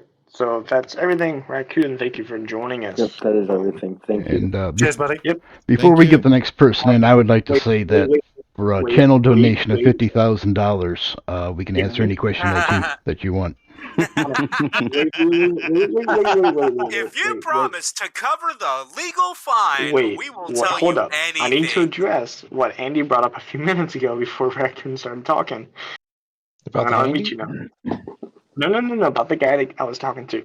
He was asking me if people were able to come in into like 3 or 4 a.m. into the Women's Pavilion. I was answering his question. I was not asking him to do XYZ. Wow. You have to remember, we only heard a part of what you said. Yeah. I can't believe how long. I can't believe how long it took you to come up with that excuse. No. It took all of Raccoon's comment. Shush. All right, we had one more person. He left. He's in. No, he's in. He's in. All right. How do you say your name? How do you say that name? Jayla Seth. Jayla Seth. All right. We're just going to call you Seth from now on. I need to change it. Call me Roger. Roger. Okay, Roger. Roger. Anybody got any cookies? Roger. Roger Badger. Roger's anyway, shut up, Knuckles. So first, Jeremy, and Andy, I apologize because I'm going to say the crutch word. But if camo is a crutch, you can say crutch, but just not crotch. Oh, okay. If optical camo is a crutch, take both my legs now. I'm cool with it. The second thing that I was going to ask was if we actually got a solid green camo, but it sounds like you weren't too privy to the camo stuff. But the main thing I really wanted to ask was just how bad bursting at the seams were you when they led with their bad foot with the Frontlines announcement and everyone's going, this is the end of Ghost Recon. And now they release this and everyone's like, oh yeah, no, this is great. Like this is, and like, I just can't imagine how frustrating that was. And I appreciate you doing your best to try and keep the community together throughout all that. Well, first of all, yeah, it's an interesting question. And I did mention it at the very, very beginning of the podcast that, many people I'd seen saying this today, whether it was in YouTube comments or whatever, had been saying, why didn't they show, if they'd have shown this trailer? I think even Jeremy, I think you said something similar in the Discord earlier. Said it today. Sure. Yep. Yeah. And it made perfect sense. Like, if they'd have shown that trailer and given out Conquest Mode and all these things on that 20th anniversary thing that they did, I don't think the Frontline thing would have. Yes, would have mattered. It would have. Yeah, it would have gone down the same way it went down, but it wouldn't have mattered because people would have gone. So, well, I don't need to care about that because I've got this. Right. Like the reaction would have been, okay, that's not the feature of Ghost Recon. That's another game they're making. That would have told us, hey, they're making more stuff for Breakpoint, and then they're making this add-on game somewhere else that it kind of involves characters. 100%. And I'll be honest with you, this has been probably one of the most frustrating times. Being in Delta Company can be a privilege and it can be frustrating because I hate having to keep secrets from people. It's horrible. But at the same time, I class it as a privilege. I know some people may debate that, whether it is or it isn't, and everyone's entitled to their opinion. But I class it as a privilege. And I knew about Conquest Mode, I believe, before Amber Sky. So we are talking a long time ago. You're talking about a good year. Yeah, but that was what, January? Out on us. Yeah, it was a long time ago, and that's why I knew how long they'd been working on this. Because I don't know if I should slap you or kiss you because of all the gray hairs that I pulled out. Okay, so now we have it confirmed that Tyrant is gay. All right, I'm gonna unmute him. I don't want to hear it. You're the one getting excited about somebody coming at you. So I don't hear him anymore. What's he talking about? What's he saying? Let's continue. Anyway, going back to your point. Anyway, so yeah, I totally agree with you. I think everyone here, I would imagine, agrees with you on that point. I mean, Frontline. After the trailer today, there isn't a lot of people talking about Frontline, or they're not really thinking about Frontline. I don't really know what they're doing with Frontline at the moment because obviously the tests have been delayed. Hopefully canceling it. Yeah, they canceled it. Right? No, there's a million and one technical reasons that they could delay it. Maybe cancel the release for it. Do you know what? You guys are just making assumptions.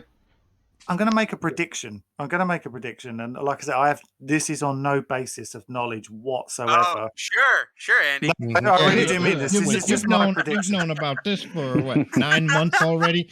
Yeah. Any predictions now are going to be speculations. No, this is pure speculation. I have not heard a word about this, but I think that they are going to add third-person mode into Frontline. That was because my first I guess, too. believe that's why they.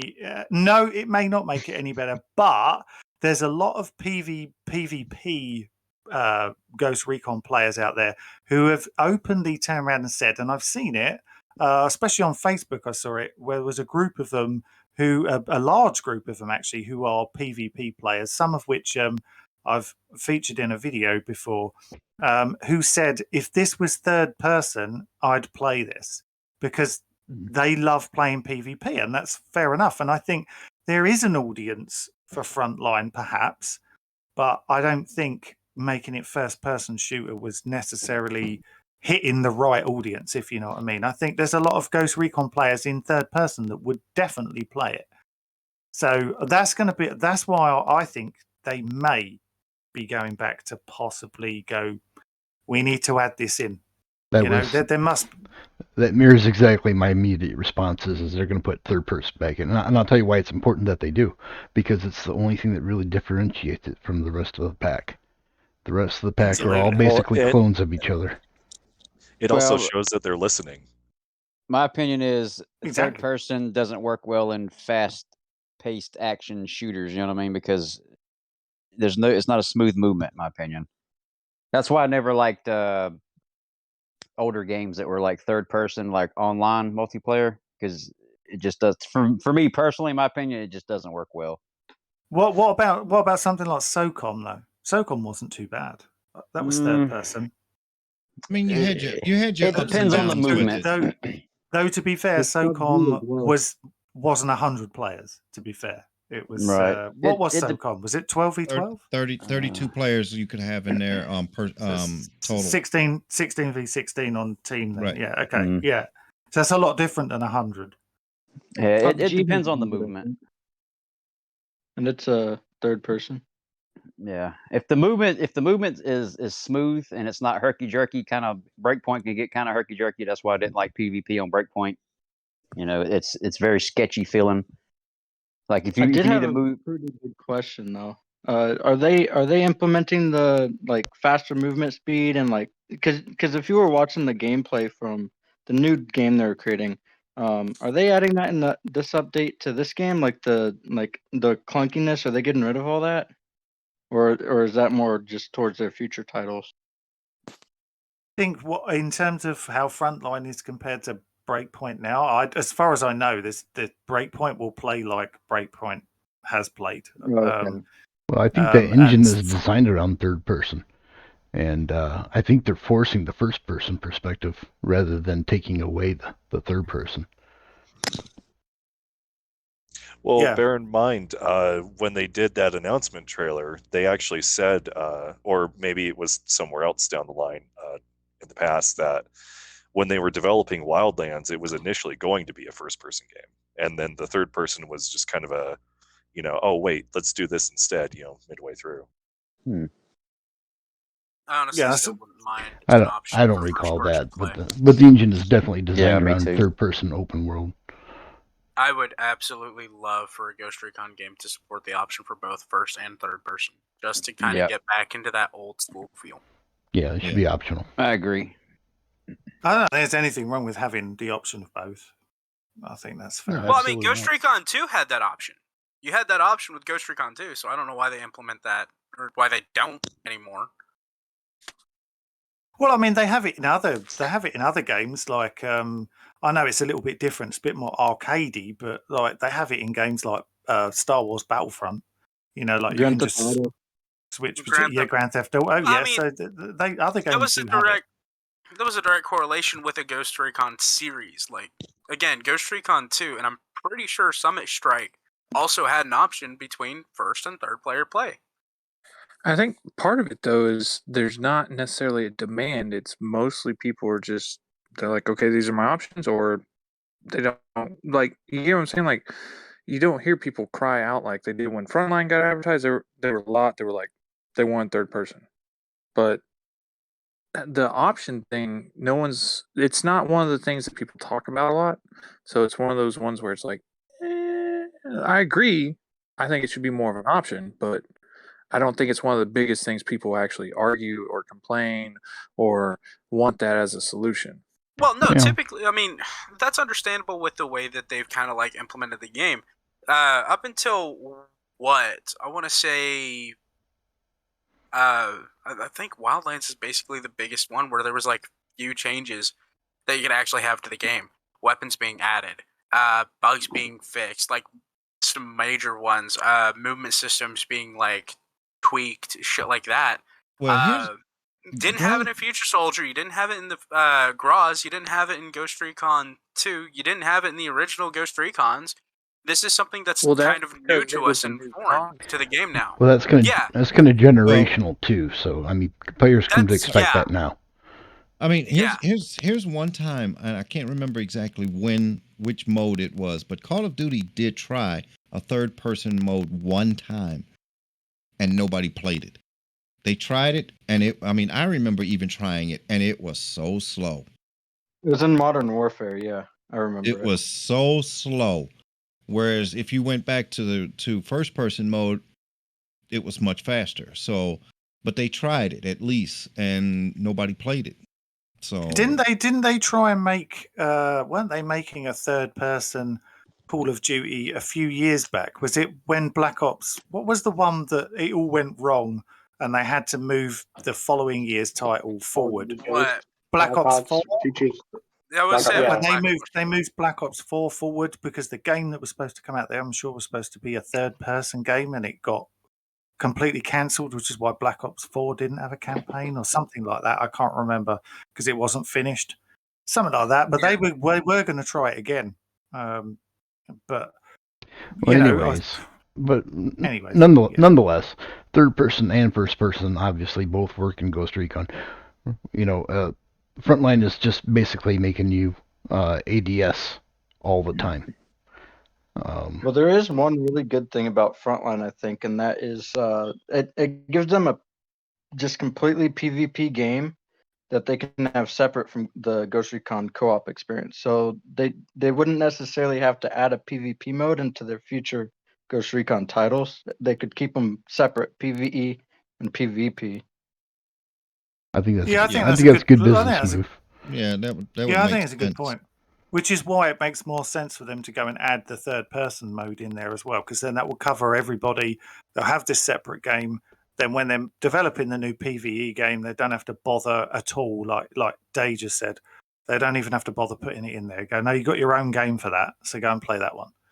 Well, and what they could do is they could have separate first player modes and third person player modes in that game. So instead of being able to switch between the two in one game and kind of having an advantage, like they could do it to where like, hey, there's this way you can play and there's this way you can play, and two different game modes. PUBG did something similar in that one. They could probably just have certain servers for that then. No, that's what PUBG did. PUBG had a literal set of servers that was sent up for the first person mode, and then another one for the third person mode. Yeah, because the third person you could switch between the two, but first person was solely first person, and so you were on different servers, and that's why a lot of people started playing first person mode only on PUBG because the servers were faster, and you didn't have as many issues with the servers. But I still think taking the name of Tom Clancy and Ghost Recon and going, okay, here's the PvP game and here's the co-op game. That way you can actually dedicate servers to PvP and dedicate servers to co-op. And you can actually you can also devote teams. You could devote teams for that. So people who are like exceptionally well at, say, like handling the open world aspect, where it's supposed to feel like a lot more alive. There's a lot more to see and do and create. You have those types of experts, I guess, if you want to say, or professionals working on that, and those who are more set up for the tactical PvP aspect of it can go and work on the other game. Exactly. That way you have more staff. Share the servers and then add it as a filter. I only want to join third-person games. I only want to join first-person games. Yeah, that'd be good. Yeah, good idea. Yeah. Is there anything else about the trailer that we saw tonight, or information that anyone wants to bring up before we close it out? Is there any other things that we haven't covered, we didn't talk about, that was in there? I was wondering if there's any new attachments. Weapon attachments. $50,000 donation, sir. We take PayPal. What's the other ones? Cash App. We also take shit. We also take shitcoin. Listen, if you also want to invest in Bullet Coin, we are now starting up Bullet Coin at a starting price of 1.2. Shitcoin. I will say, I haven't heard anyone talk about it, but I will say it looks like there's a new grenade. It almost looks like a sticky grenade. Yeah, that's what I thought. I wouldn't count on that. There's a lot of things that are in the trailers that don't end up actually in the game that are there as peripheral fillers. It looks like it has. It looks like it has coils on it with like some type of red charging light on the side. If you look at the, a 4K picture of it. Here's a question for you, Andy, and this goes back to like the attachments list. And no, I'm not willing to pay the $50,000 to just tell me no right now if I need to. Will weapons stop having these locked? Okay, so he didn't pay the $50,000 fine, so he can't finish his statement. Shut up. Fucking abusive power piece of shit.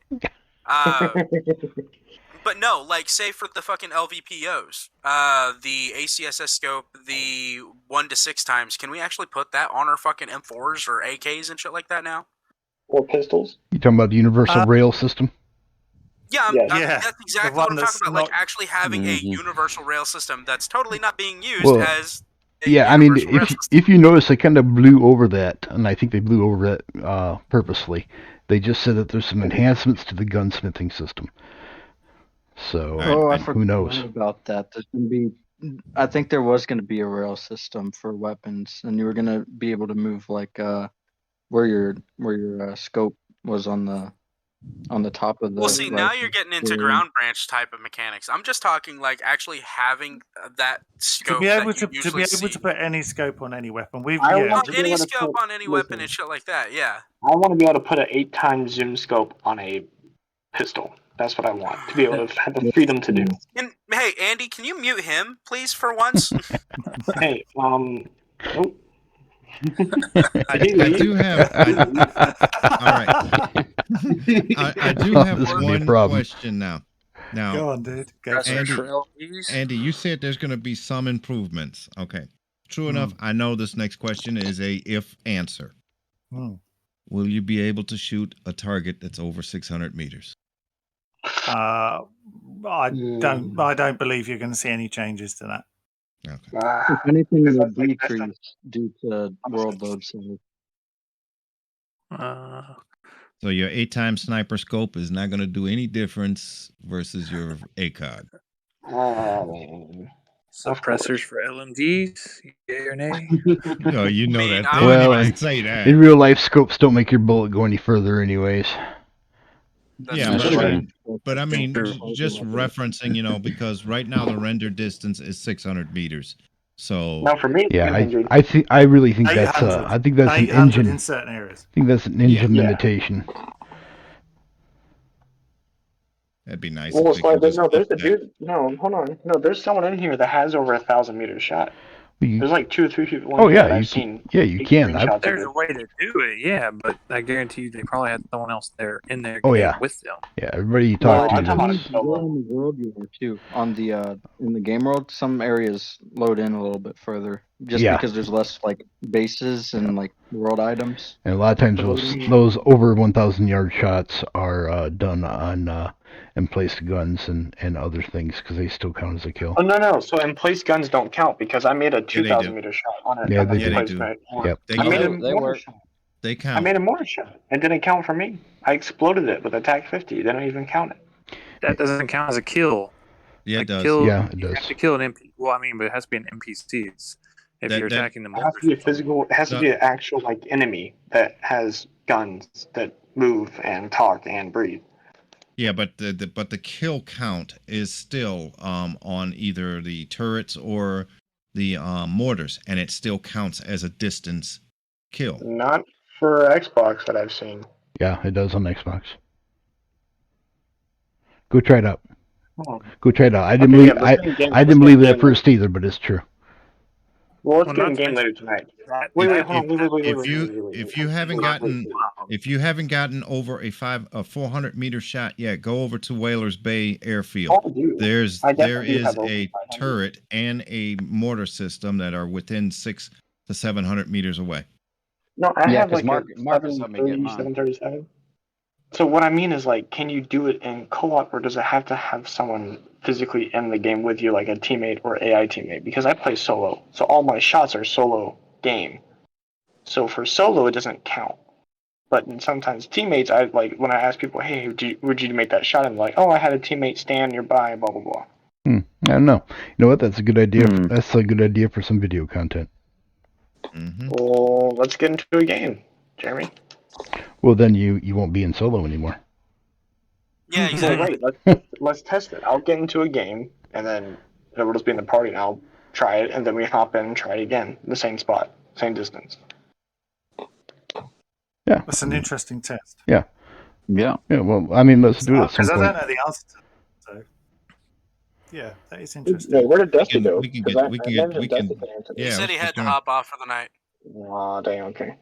Okay, well, we can connect with him and see if it'll work with it. Because These are all questions I'm sure the community would love to have answered, and I think would be good. He's video usually content. the one to go to with sniper testing.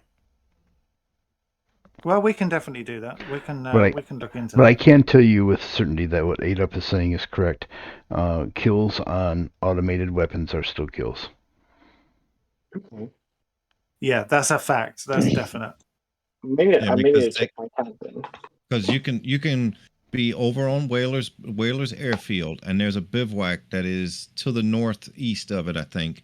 And then it's a nice ridgeline shot. You can see the entire airfield, but you cannot see any of the NPCs but the mortar system and the turret. And those are the only two things you can see that you can kill from that distance. Well, I'll try that when I get home off of shift tonight. Anyone else want to hop in with me? Another good place to go is over to Arrow and land on the mountain across from the runway. Do a lot of my that's where I do a lot of my range testing. Go across from the runway and then destroy one of the autoguns that's sitting out on the runway out there.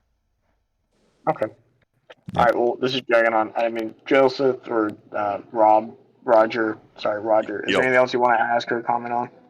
No. Well, we got one for you. How'd you like the video? I thought it was great. That's like the most exciting thing I've seen regarding this, like any of the Tom Clancy franchise stuff that they've released in the last couple of years. It's probably the most exciting thing I've seen, and I'm even more excited that it's just getting everyone else in better spirits. And like this, a lot of the podcasts recently have been kind of like mumbling about how unhappy we are, and now we're like, oh yeah, no, we actually have something to be jazzed about for once. It's great. Put a comment in one of Andy's videos, and I don't know if you've read that one, Andy. It was the one that I basically addressed it to Ubisoft. I don't remember which one. I think it was the podcast for Insurgency. But it was basically addressed to Ubisoft. I was sitting there going like, look, we don't hate you. We don't hate you. We like you. We want. I mean, no. Hold on. I hate them. No. The reason why we come to these conclusions and we constantly make like different sort of like connections between other games and yours is because there are things in these that we want to see in yours. We're talking out of a place of heart where we have lived 20 years with your games in our mind. That's not something to be ashamed of, just sit there and try to criticize. That's something to like stop and go like, okay, why are they saying all these things? We care. That's why. We want these games to succeed. We want them to live on. But look at if you're constantly showing some heart. Shut up. I know. I feel all fucking warm and fuzzy now. Holy shit. Hold on. He actually has a heart. I'm getting a little teared up here. Recon, yeah. Oh. Y'all can fuck off and die, I'm getting misty. I'm getting misty. Fuck off. Wait, Go drink now. Tyrant. M16. Yeah, fuck you. There he is. There he is. Just really quickly, going back to Drellis' or Roger's point. I actually think that Ubisoft really do believe in this. I think A, they have put the time into it, and B, you can kind of tell because they've repackaged the game, the artwork and everything based around this update. And I think it's like they're trying to say there's a new image for the game, if you know what I mean. Well, it's like they're saying they haven't given up to us, which is an incredible relief to hear. Yeah, absolutely. And I think people will be really pleased with this. Yeah, there's bound to be a few little issues here and there, but I think overall it will be what people have wanted for a long time. There'll be some people that probably don't enjoy it, but I think overall people will be excited to. I think the main interesting thing for me is, if you think about it, we haven't really had any different enemy types at all, have we? And to have different enemies in those same bases not permanently or whatever in the world, right? No, not that is the thing that for me makes it more than anything, and it goes back to Wildlands for me. I loved Wildlands, and I know it's not a perfect game, but I still really enjoy that game. But for me, hands down in Wildlands, Fallen Ghosts was the best thing in Wildlands. Yes. And the reason why I thought it was the best thing is because the enemies made the whole thing different. They made it different. And some of the levels, going back and replaying them again, they're not even, some of the missions, they're not even the most exciting missions in the world. If you took those enemies out and replaced them with Santa Blanca, for example, they'd probably be pretty boring. It's the enemies that make them interesting. And I think that's what people will get from this. It will be the enemies, the constant different types of enemies. That's what's going to make it interesting. If you don't like outcasts, you might not like it. I hope they're relatable enemies. They're about a lot. Do any of us actually like the outcasts? Being frank. Exactly. If you have them on and in game mode and you are attacking a base and they attack it before you, yes, you're hating them. But actually, I like it. But at the same time, if you're trying to attack from the opposite side, it makes it a whole lot easier when everybody's running that way and you're going in. Well, we run our custom games all the time with Rebels on because it adds dynamics that you wouldn't otherwise get. Oh yeah, But I mean, it's got its pluses and minuses on that level, because there's that one base I forgot. But the minus is the plus. That adds there's to the that one dynamic. base there's that one base where there's a rebel checkpoint just outside of the base, and they cause havoc every time in that base. Yep, Sentinel Land Corp. Yeah. Like the Hatfields and McCoys with that area. God damn. That's one of my favorite bases to go to because of that fact. Yeah. All right. So, Roger, is there anything else you want to comment or have any questions about? No, I'm good. Thanks for having me on, guys. Cheers, buddy. Yes, Appreciate it. Later, Roger. Thank See you you tomorrow very night. much. All right, we got anybody else that want to ask a question before we call it? Hey, before we call it, I think we should go around and give it either kind of a thumbs up or thumbs down what our feelings are on as a whole. That's great idea. Let's start with Hammer then. So overall, what do you think? Or maybe out of 10, what are you giving the trailer out of 10? Out of 10, I'll give the trailer about an 8. Just because, I mean, it does leave you wanting for just a little bit more. Yeah. But at the same time, it's got a lot of promise, and it's like we've all kind of resonated tonight. A lot of things we've asked for or been hoping for, or changes that have come up, and it looks like they are really showing that they're trying. Even though like you said, they've been working on this for a while. Well, that means they were taking the improvements back then, and they've probably been trying to add a few things as they've been coming up. So yeah, I give it an 8 out of 10. I'll tell you what we'll do. We'll just go round, give out of 10, and Tonka's also got his hand up, so we'll quickly get Tonka in, and then we'll close it out after that. So, accept the invite I sent you. I accepted your request. so Day, what do you think out of 10 in terms of what the trailer showed content-wise? What do you think out of 10? Well, we've lost him. Let's go to John. No, I'm here. Oh, no, there he Go is. ahead. There he is. Okay, so I think out of 10, I'd say it's about a 7. I feel like they could have added a little bit more towards towards more of the like American aspect of it, like because once you think about it, like gear wise, they're adding mostly like Russian stuff, at least from what they've shown. Now they haven't shown us everything so far, but just from my opinion, they could have added more like American gear. Plot wise, the plot seems pretty solid. It seems to be more like a Wildlands / what is that one game? I keep thinking of a game. It's like not Uncharted. I'll probably think of it before the podcast is over, but Okay. it's got it's pretty much like the Bodark missions, but a little bit better, I think. More like instead of one mission, it's the whole player world. That makes sense. John, Hotheads, what do you think? I'd say 8.5 to 9. If it plays how the trailer feels, then definitely a 9. I think it'll be pretty good. I actually liked Amber Sky when it came out. I still like it. So, and I like the Bodark missions. The previous stuff. Red Patriot was great. Yeah, I love that. I loved how that felt playing that. So, hopefully it's that plus more. So I'd say 8.5, 9. Okay, what about you, Tyrant? I give it a fuck 'em out of 10. Nah, in all sincerity, I'd probably give it about a 7.5 to 8. Again, I like the trailer, and I'm hopeful. I'm optimistically skeptical. I guess that's how Tyrant Slayer puts it. Everything about the trailer feels good. Aside from what I said earlier, I'm still happy that they listen. So, just my fingers are always crossed to hope that they are going to follow through with it and make even more content in whatever games yet to come, much more along that level of what they're introducing now, where if we don't like it and we start voicing concerns and stuff like that, they'll actually start implementing those concerns further on down the line. That makes sense. So before I ask Jeremy, I am going to say, if Jeremy scores this higher than 2, then Ubisoft are on to a winner. Yeah. We're gonna have to wait till next week to get that one. We're gonna have to wait till next week to find out that true answer.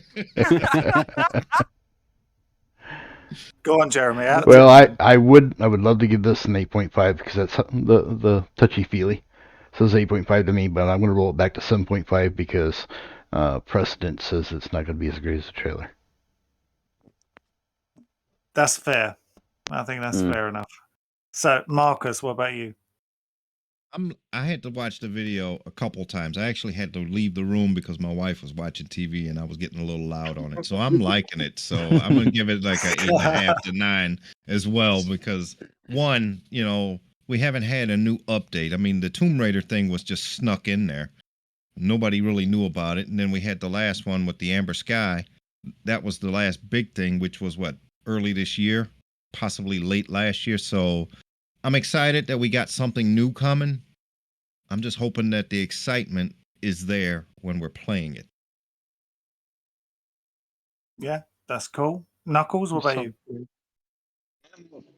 I'm with Marcus on that one. Like, I then have over 1,000 hours in Breakpoint, so at this point, I'm just excited to see that they're still putting out updates for it, and something of this magnitude that we've all been wanting in terms of like answering the community.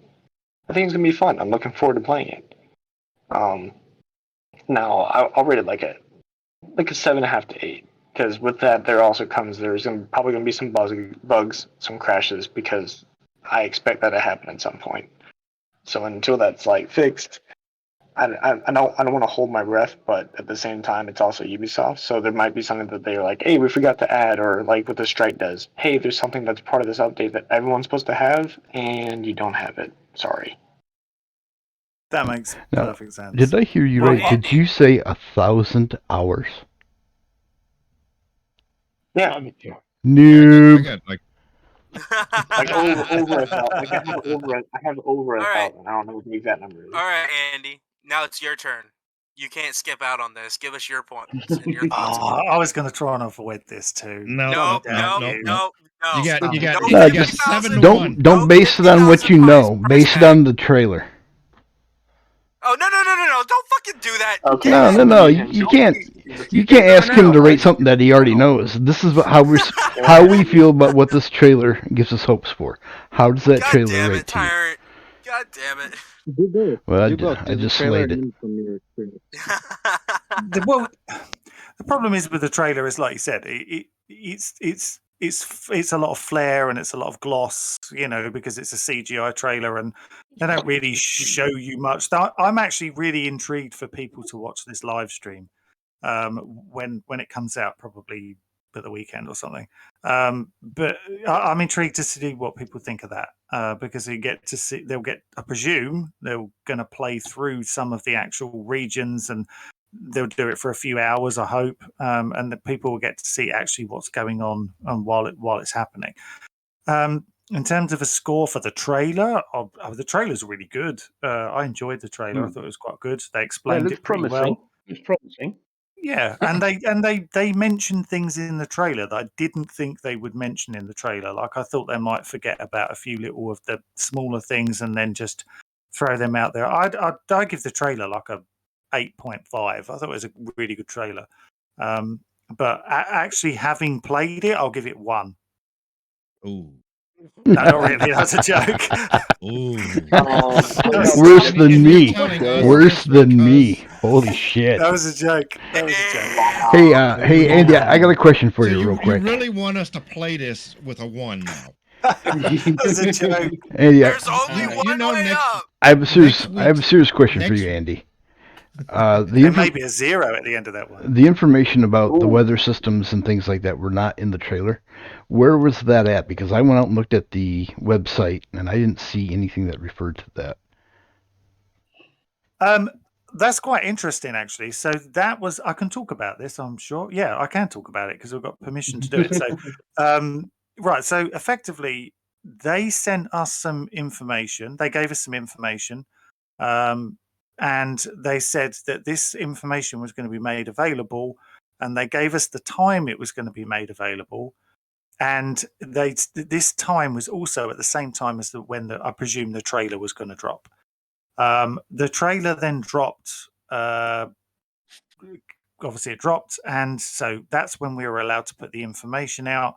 And I haven't actually checked, but is that true then that the things I was talking about, the weather and stuff in the video, is they haven't put that out yet? I have yet to see it. I'm not saying it's not out there. I just have not found it. I've been looking for it. Yeah, I don't think it was in the trailer. Okay, that is legit though. I can that's not me making that up or anything. None of that stuff. That all of the information that I put in that video came direct from information that they allowed me to say. So good job, Tyrant Slayer. You avoided the $50,000 bind. All right, so Andy, here's one. Have we wait. about? Oh, Marcus. Uh-huh. Tonka, did we ever give you a chance to ask your question? No. Go ahead. No, Go ahead, I was only going to ask that. So, like, when you're looking on the trailer, they said there's two modes. There's the story mode, and then there's like the conqueror mode or something. Conquest mode, yeah. Yeah. So right. effectively, you've got the normal game and then the conquest part of the game. Right. Is that going to be similar to like tier mode in Wildlands? Because the game looks right. Let's get this right. When looking at how they did the map and opening everything all up, that looks like a cross between, I would say, Far Cry, where you've got to take down the deactivate like the towers, where in Far Cry you had to open them up to clear an area. So you're doing like the reverse of that, taking down like the towers and other bits to disrupt their communication and so forth, and then you go around and fight the bosses. So it looks like how they've done it. It's like a bit like on Wildlands. You've got various regions with the commander, and you've got to go and kill them all and clear the area. But I was wondering, like the two modes, is the conquest mode? Is that going to be like tier? Is that going to be similar to like tier mode in Wildlands? Not really. Not in terms of the actual tier mode. In terms of, I mean, the progression, yes, in one way that we were talking about earlier. I missed that because I was playing on Breakpoint. Fair enough. Yeah. So effectively, how your XP level, obviously in the game at the moment, is currently at 30, and it will be 99. As you progress, how does that work? Are you allowed to divulge how that works? So, because my fear is that, like as often it has been the case, you get nearly to like the top level when you've nearly completed the game, which seems a bit pointless. Yeah, to get to like level like 100, you've nearly completed the game. I get what you're saying, because like I completed all of Wildlands before I even finished Tier 1. Yeah, I completed Tier 1. I get what you're saying. So then when you go to like tier, and like, okay, when you're doing like tier 1, I'm not explaining myself very well here, but when you're doing like the tier 1, like once you started doing tier mode, you just start doing there's a few missions you keep going over and over and over and over again to get up to where you want to go.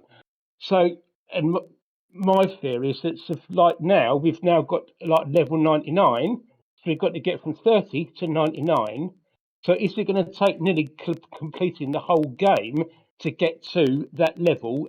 Plus, you've also got to improve your weapons. So is it going to take you nearly all the game to get your weapons up? Or are you going to be able to do it so that you can do the majority of the game at a higher level? To upgrade your weapons in the new system, you just use skill points. So you acquire skill points in the game as normal, and you can also acquire them, I believe, through the new XP system as well. And then you can use that for the weapon mastery. Right. Okay.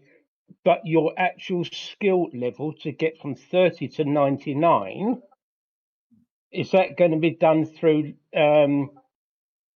through various completion of various missions or side missions, or how is that going to work? Yeah, it's just you don't go like get three quarters of the way through the game and then like you're at level 100. You want to be up a bit before then, if you see what I mean, so you can enjoy playing more of the game at a high level instead of like having to completely like the whole game to get to where you want to be. I think I got kind of an answer for that one. I remember when I played and it was just me playing by myself, I would do the bases that I knew that I could work on, and I would still get the XP. Naturally, you had the troops out in the field, you had the troops in the bases, And there were a lot of times that I didn't do any of the story mode. I just did the faction missions, the normal run around open world, and XP would come that way. So right, okay. But if you played the story, yeah, you could build up from 1 to 30 from that mode, and then yeah, like you said, it would be once you completed the story. But I think from what I did, just running around the island itself, I gained XP that way. Yeah, it was more or less based on how many kills you did, and you could do those kills by either replaying missions or just walking around. All right, okay, no, that's right. So I'm looking forward to it because I saw the thing there and I thought, "Boy, it's great," because you've got looks like some enemies like they got like is it a new heavy, isn't there? And it looks like he's going to be quite fun to take down. Because there's the Juggernaut, isn't there?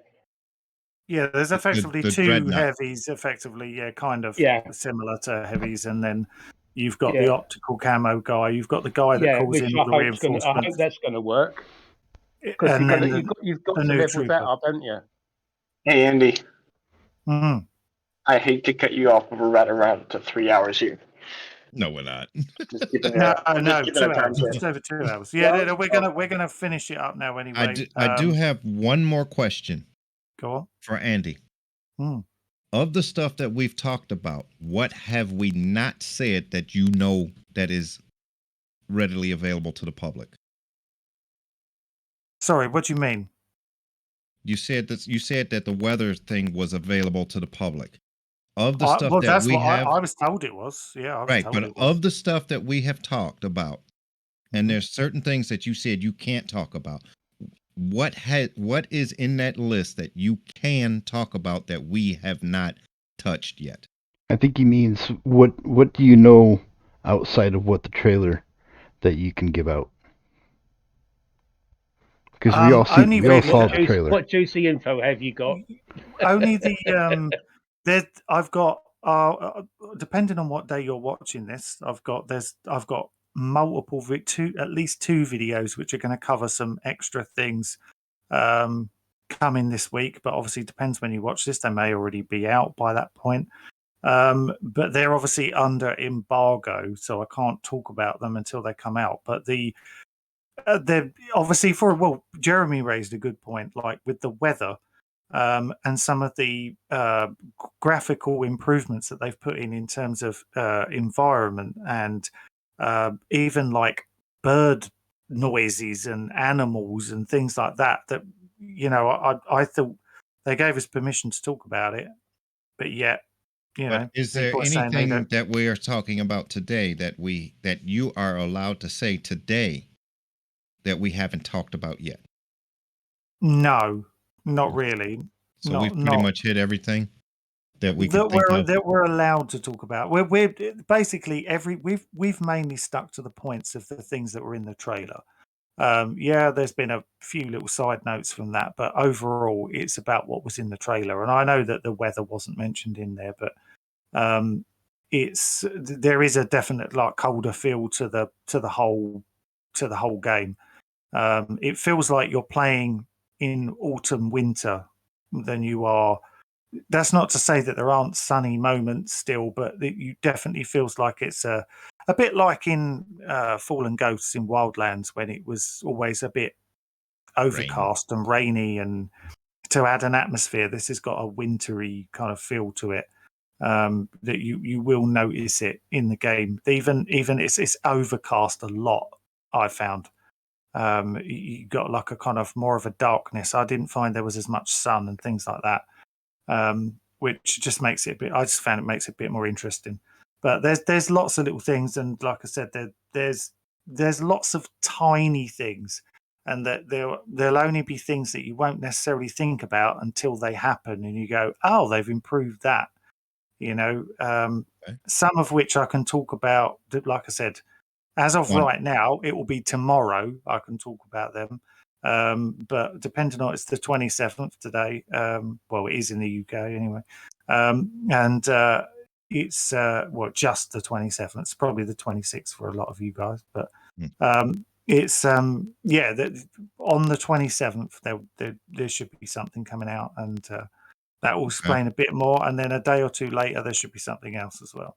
Okay. All right, at least we've hit what we think we know from what you're allowed to say. So that's cool.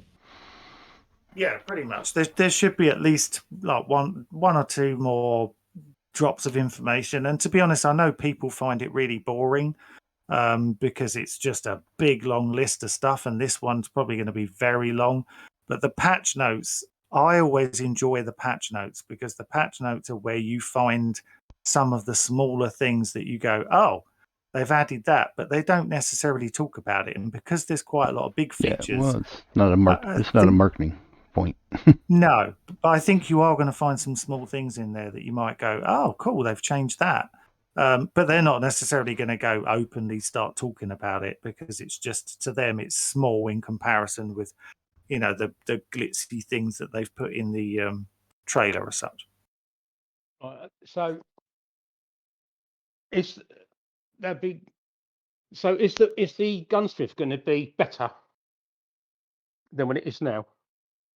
Well, it's whether it's better or not is, I suppose, depends on your opinion. But in terms of the actual gunsmith and being able to make loads of extra changes, that's not really in there.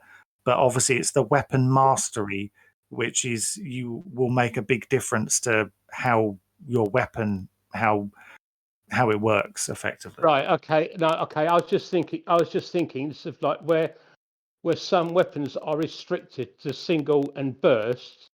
If they're now going to be able to change that and have them to full auto. I'm going to be honest with you. When I've played it, I've stuck with the weapons that I normally use, so I can't actually answer that. I haven't heard that they've changed anything, but they may have done. But I haven't used any weapons where I would have need to have checked that out, if you know what I mean. I've just used the same weapons I normally use. All right, Tonk. Now, on the video itself, what do you give it as far as a rating up to 10? 0 to 10. Probably give it an 8. We got Iron Mike down there. He's got a question, and then we're going to end it after him. Yeah, let's bring Iron Mike in, and then we will finish it off.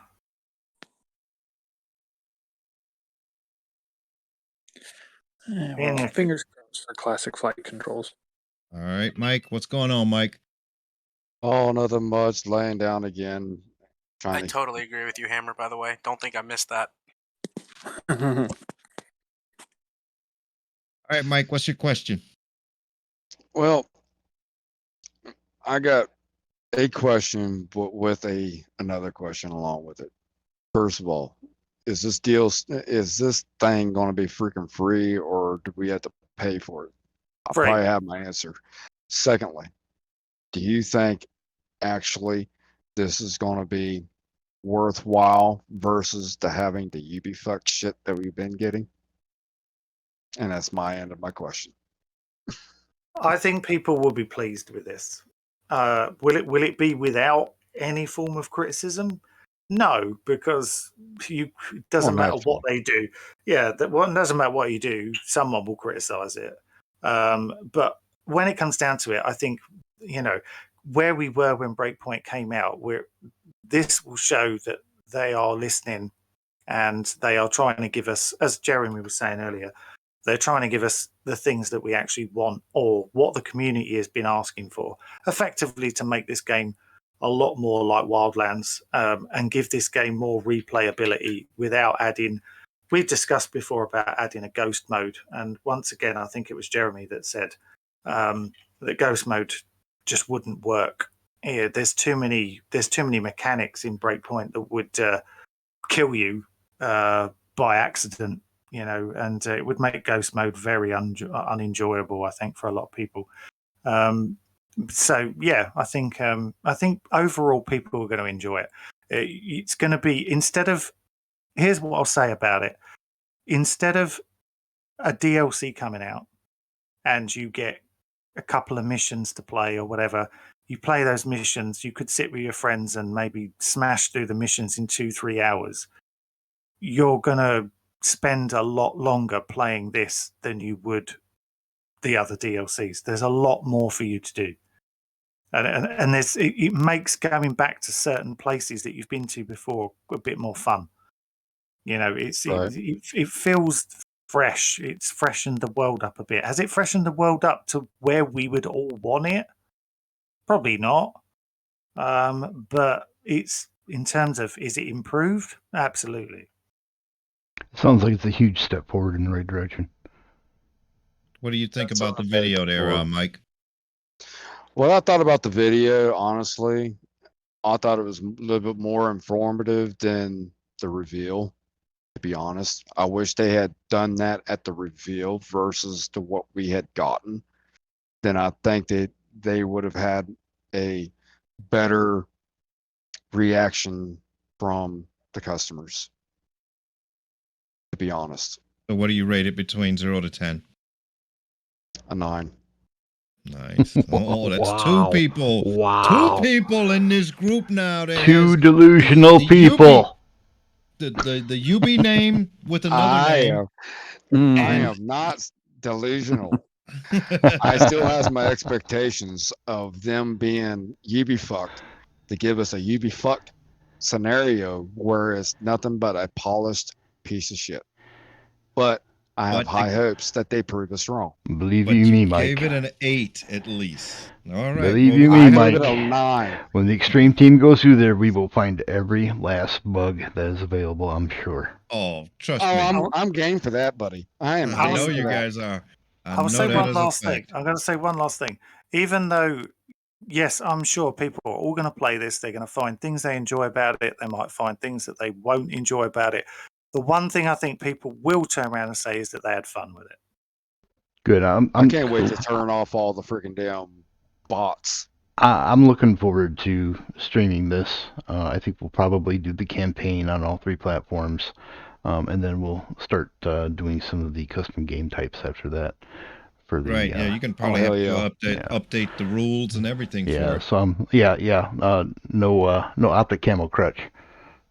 And make sure if you want to see those streams, obviously make sure you check out Tyrant Slayer 01 on YouTube, and obviously 8 Up Gaming on YouTube, and of course our guest Day Zero Gaming. Check out his YouTube channel. All 3 links to those channels will be in the description below.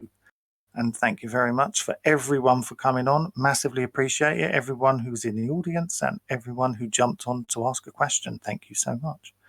Superfly. Absolutely. This has been a Bullet Catcher Gaming Podcast. Join us next time for another exciting episode. Join us on the Discord. The Discord info is also in the description. Comment, like, and subscribe. We're signing off.